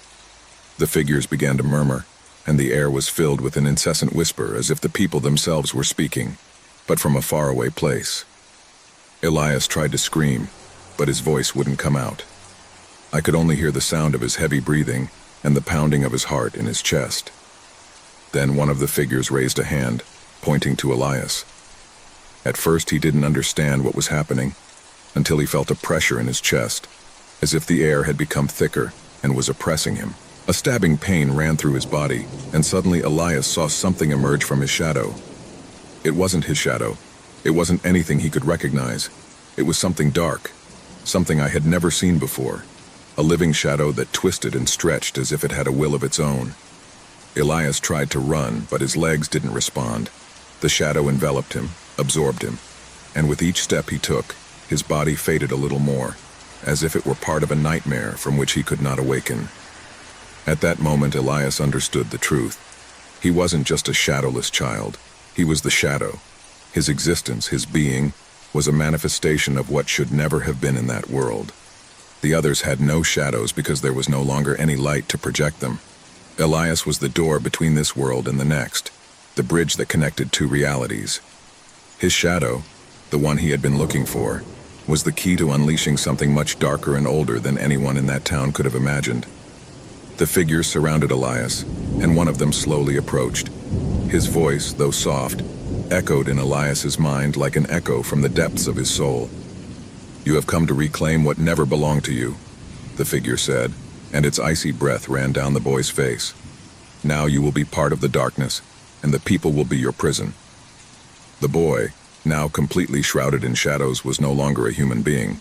He had ceased to be Elias, the common child, to become the shadow itself. And as the people continued their shadowless existence, they all knew that an evil greater than anything they could imagine had been born in their midst. Terror had come, and with it, an eternal darkness. The scene in front of him crumbled into chaos. The earth began to tremble, and the air became dense, as if an invisible force imprisoned it.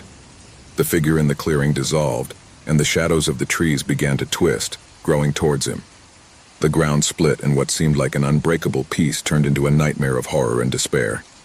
Marcos tried to run, but each step he took plunged him deeper into darkness. The bloody footprint, like a threat from the unknown, haunted him.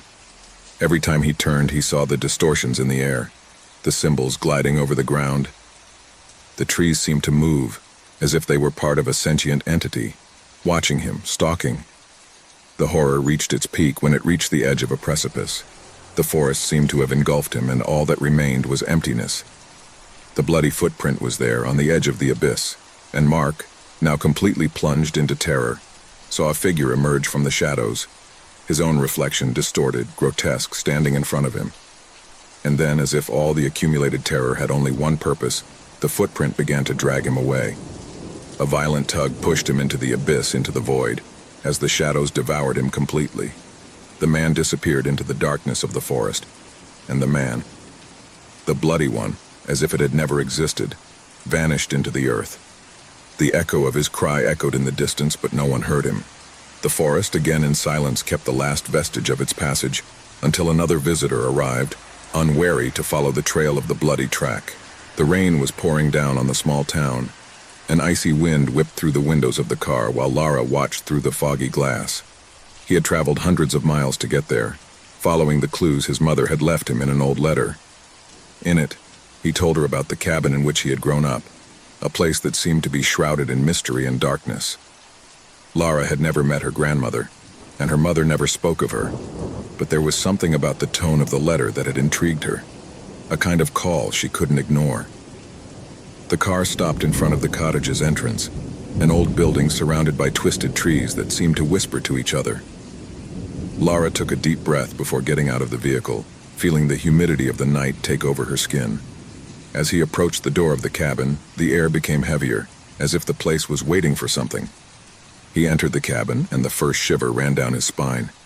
The air was stale, permeated with a smell of old wood and dampness. The dim light of an oil lamp illuminated the walls, covered in dust and cobwebs. The wooden beams creaked softly, as if the place breathed on its own.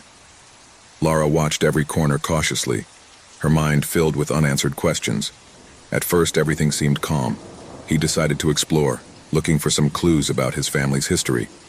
He had heard rumors that the hut had been built on ancestral land, but the details were vague and fuzzy.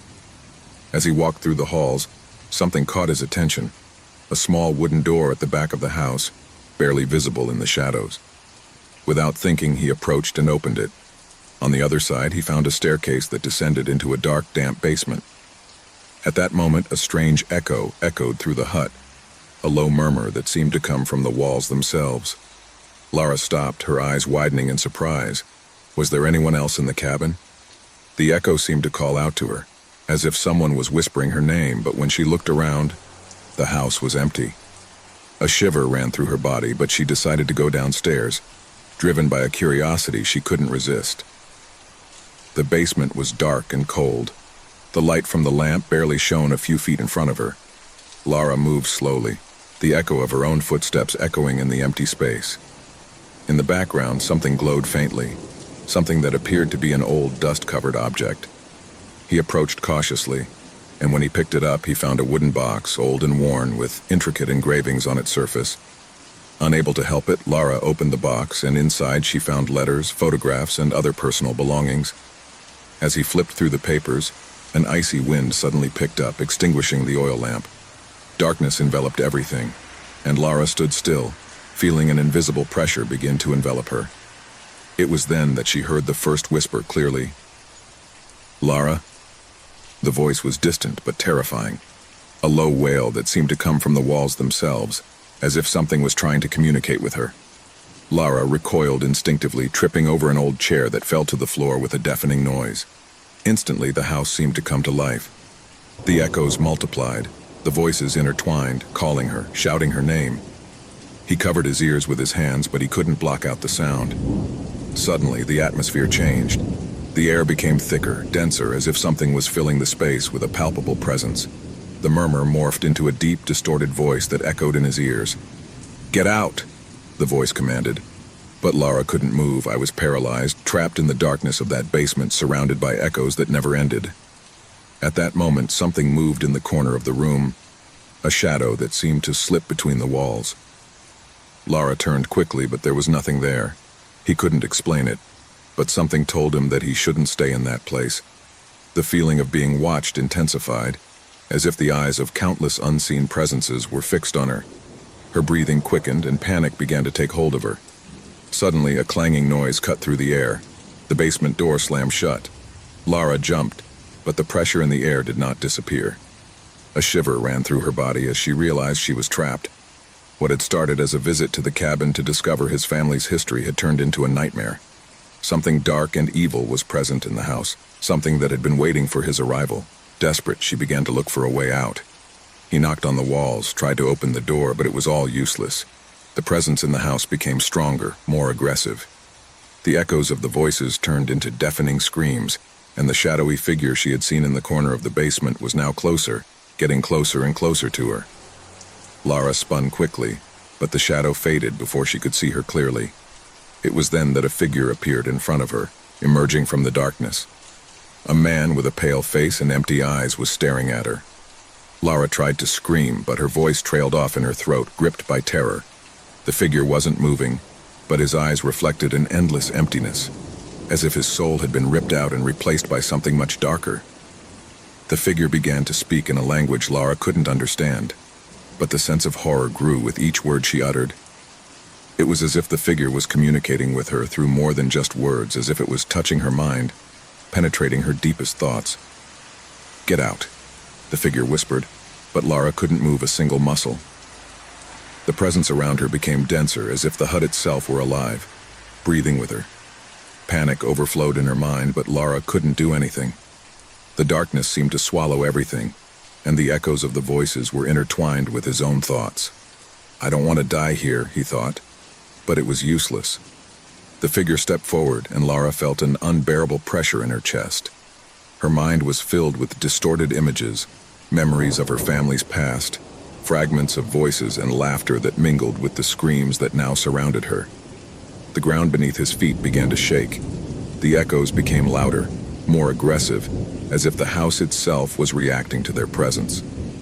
Lara fought to free herself, but the voices pushed her into the abyss. A sinister laugh rang in her ear, and as she turned, she saw a gigantic shadow sliding towards her.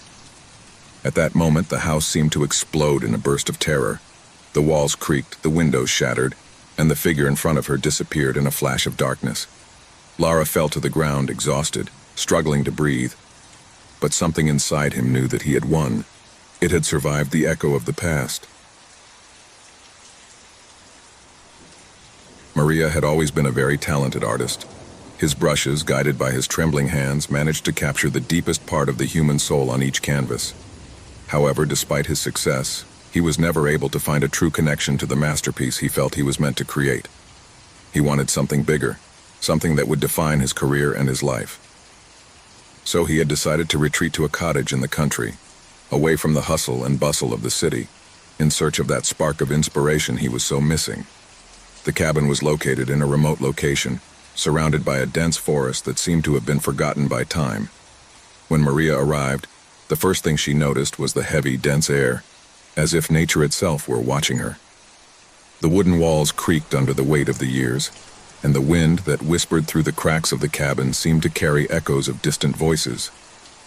Maria, however, did not pay much attention to it.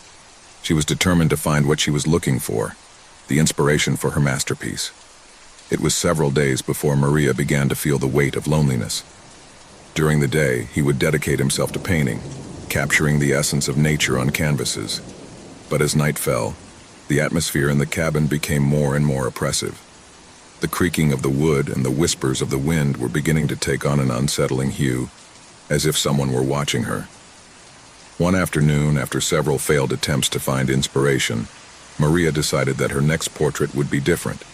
Instead of the tranquil landscapes she had been painting, she decided to create a portrait of herself. He wanted to capture the deepest look of his soul, the one he had never shown to the world. He got ready, placed the canvas on the easel, and began to paint, letting himself be carried away by his darkest emotions. As he moved forward, he began to feel a strange sensation, as if something was happening in the air. But he decided to ignore it and continue. The paint on her face was beginning to take shape, and although at first it was only a reflection of herself, something was beginning to change. His eyes on the canvas seemed more alive, more intense. Suddenly, the lines of the portrait seemed to move, as if the image was breathing. Maria put the brush down in her hand and watched, horrified. It couldn't be possible. The portrait was moving, his eyes sliding back and forth as if searching for something in the dark. A cold sweat ran down his back. What was happening? He tried to give it a few more touches, but as he did so, the figure seemed to come to life. Suddenly, the portrait began to cry. He cried blood. A torrent of red poured from his eyes, bathing the canvas as the paint distorted as if a tormented soul was trapped inside. Maria backed away in horror, paralyzed by fear. The screams of the figure in the portrait seemed to resonate in her mind, a sound she could not understand but which filled her with terror. The portrait seemed to be watching her with fury, with hatred. It wasn't his own reflection that was painted on the canvas, but something much darker, something that had never existed in his real life. Trembling, Maria tried to cover the portrait with a cloth, but she couldn't get out of his sight. The painting cried incessantly, as if it were alive. As the hours passed, the crying became louder, more unbearable. Every tear of blood fell to the floor, causing the room to be filled with a metallic smell, and the atmosphere became more and more oppressive. Something was wrong. Something very wrong. The portrait didn't just cry. He was beginning to move more, squirming on the canvas as if he were looking for a way out. Maria, terrified, began to hear whispers coming from the portrait. Every word was incomprehensible, but every single one of them resonated in his mind with terrifying force. He covered his ears with his hands, but whispers seeped into his mind, as if an evil presence was taking control of his thoughts.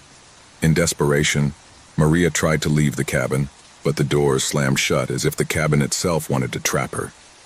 The air was becoming thick, and the walls seemed to shrink around him.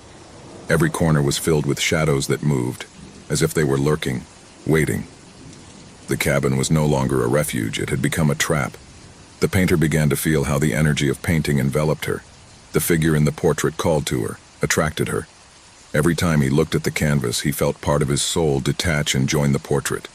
Fear consumed her, but she couldn't get away. He knew he had to destroy the painting, but he didn't know how. Each attempt to touch the portrait only made the figure more alive, as if every brushstroke he added strengthened it. One night, while trying to sleep, he was awakened by a strange noise. The cry of the painting called to her, but this time there was something else. The whispers were clearer, more direct. The voice that emanated from the painting was hers, as if it were she herself who cried, who asked for help. Maria began to feel something inside her change. Desperation took hold of her. The terror I felt was no longer just because of what I saw, but because of what I was beginning to understand. The figure in the portrait was not only a representation of her, but was taking her place, absorbing her essence, her life. If I didn't destroy the portrait, I would end up being part of it, trapped on the canvas forever. In desperation, Maria took a knife and began cutting the canvas, attempting to destroy the figure before it was too late. But each cut only made the figure more powerful. The shadows in the room were twisting, and the cabin began to vibrate as if something dark was waking up.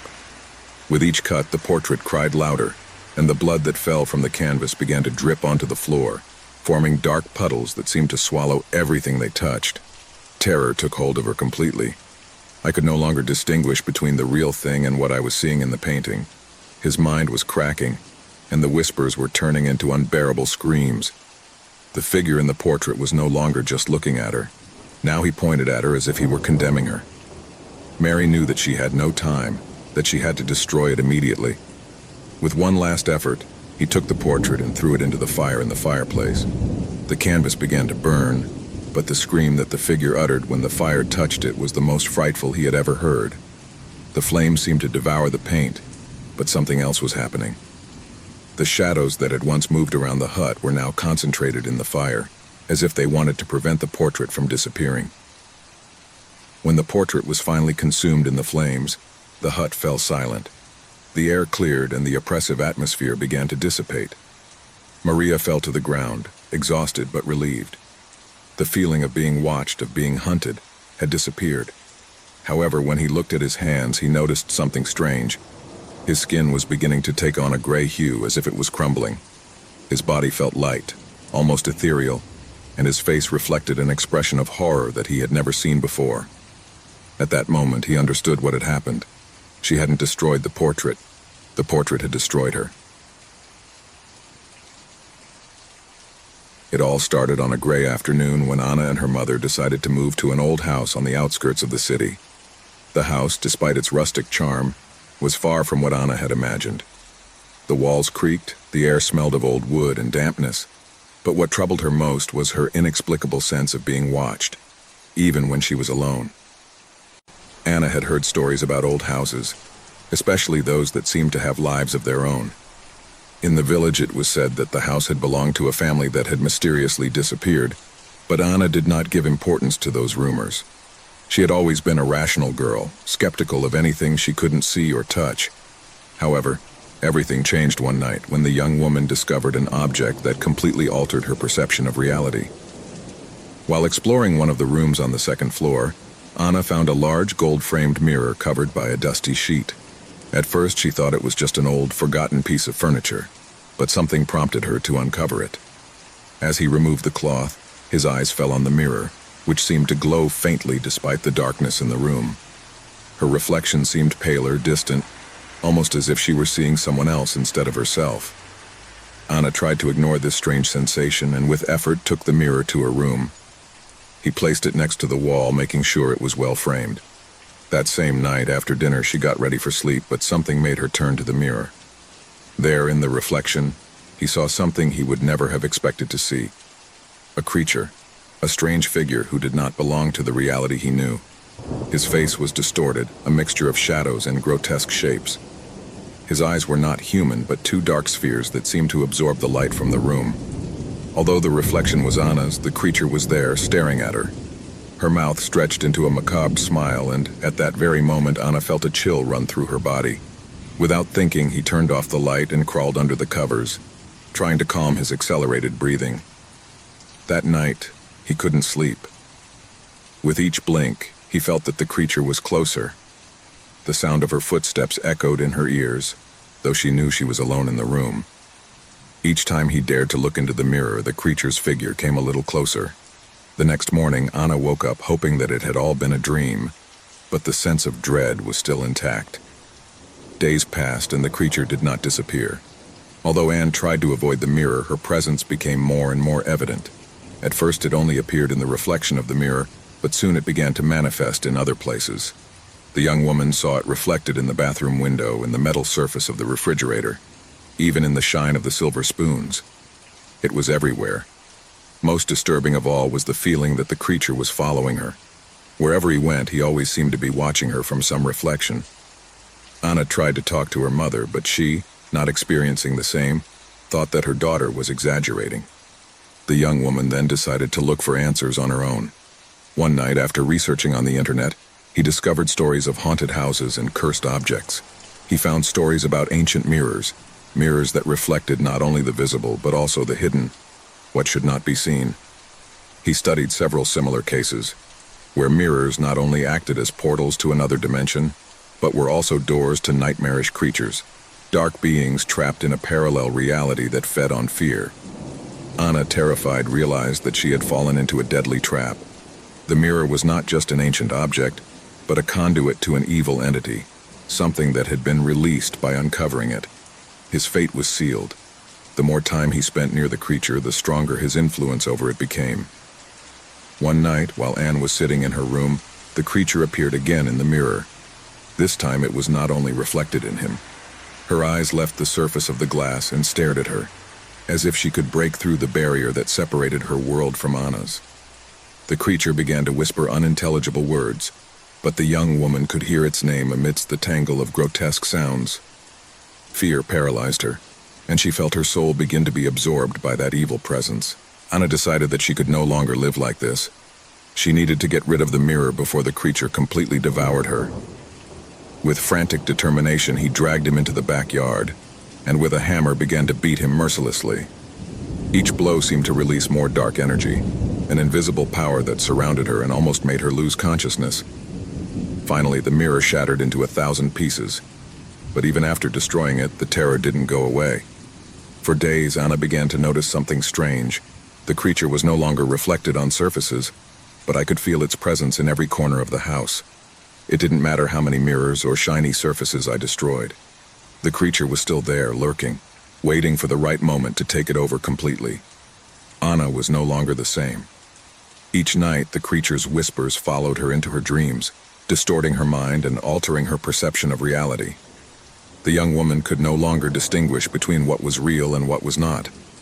When she looked in the mirror of a public bathroom, or in the reflection of a window, she saw the dark eyes of the creature watching her, and she felt her soul slowly fade away. The creature had escaped from the mirror and was now inside her, trapped in her mind, like an eternal shadow that could never escape. Anne had become his prisoner, and there was no way to free herself. The road stretched out before him like a snake, winding through the vast desert of night.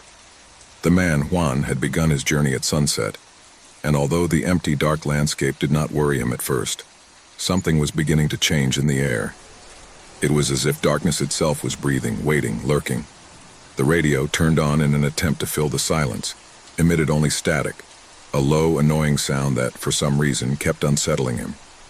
The journey must have been long, but Juan had already traveled more than half of the route.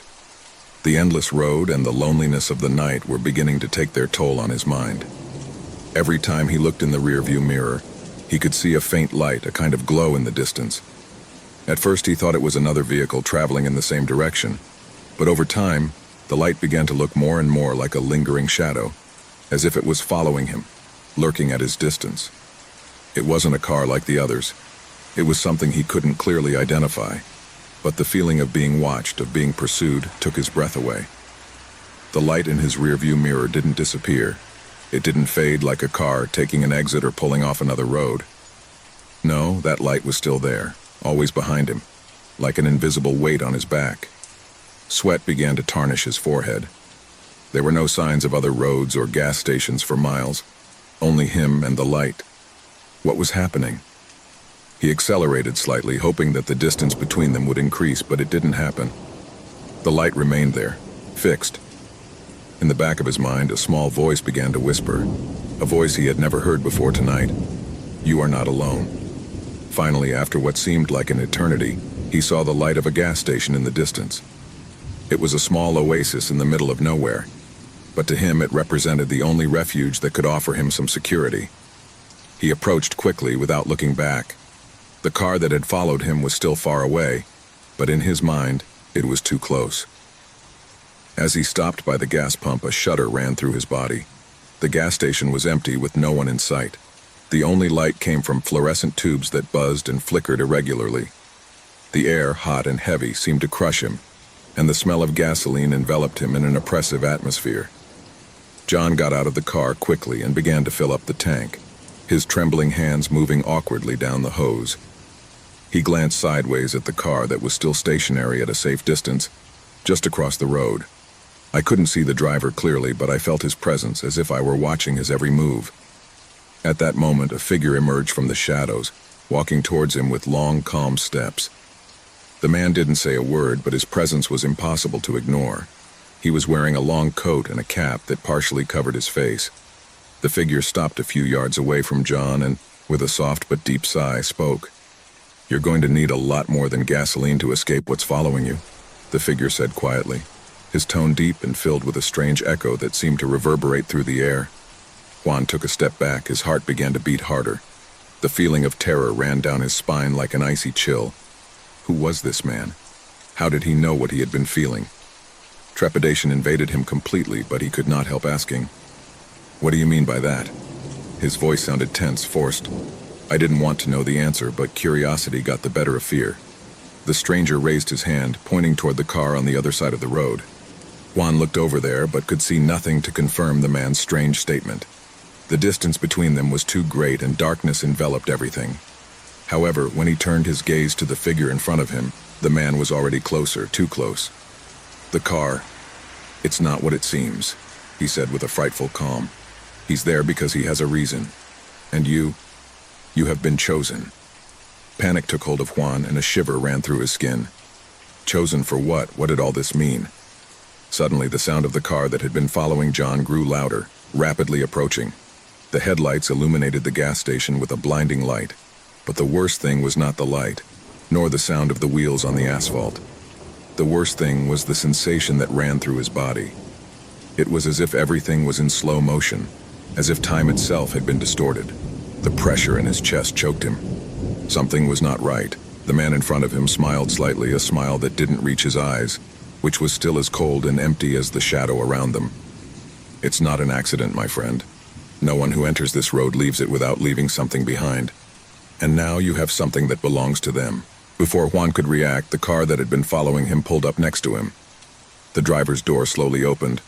The driver, a man with a cold, empty stare, peeked out. There were no emotions in his eyes, only the intensity of someone who had witnessed something beyond human comprehension. "It's time for you to pay," the driver said in a guttural voice, as if the words came from a distant and gloomy place. Juan tried to take a step back, but his legs did not respond. Terror had completely paralyzed him. The stranger's figure looked at him one last time, and his face changed into a grimace of horror, as if he finally understood what was about to happen. The driver of the car walked towards him, and with a quick movement grabbed his arm. John tried to struggle, but the strength of the man's hand was inhuman. A strange noise filled the air, as if something was torn inside, something that shouldn't be there. "We've been waiting for you," the driver said, his tone now full of malice and control. "This is the last stop for you, pal." The darkness around them closed in on them, and the gas station began to fade into nothingness. The lights flickered, and the sound of the car's headlights was all that remained. An indescribable chill enveloped him, and for a moment John felt that he was being sucked into the darkness itself. The strange man disappeared, and the road in front of him dissolved into the void. The car, which once seemed so real, was now just another shadow in the eternal night. And the man who had followed him, it no longer existed. Juan was no longer there.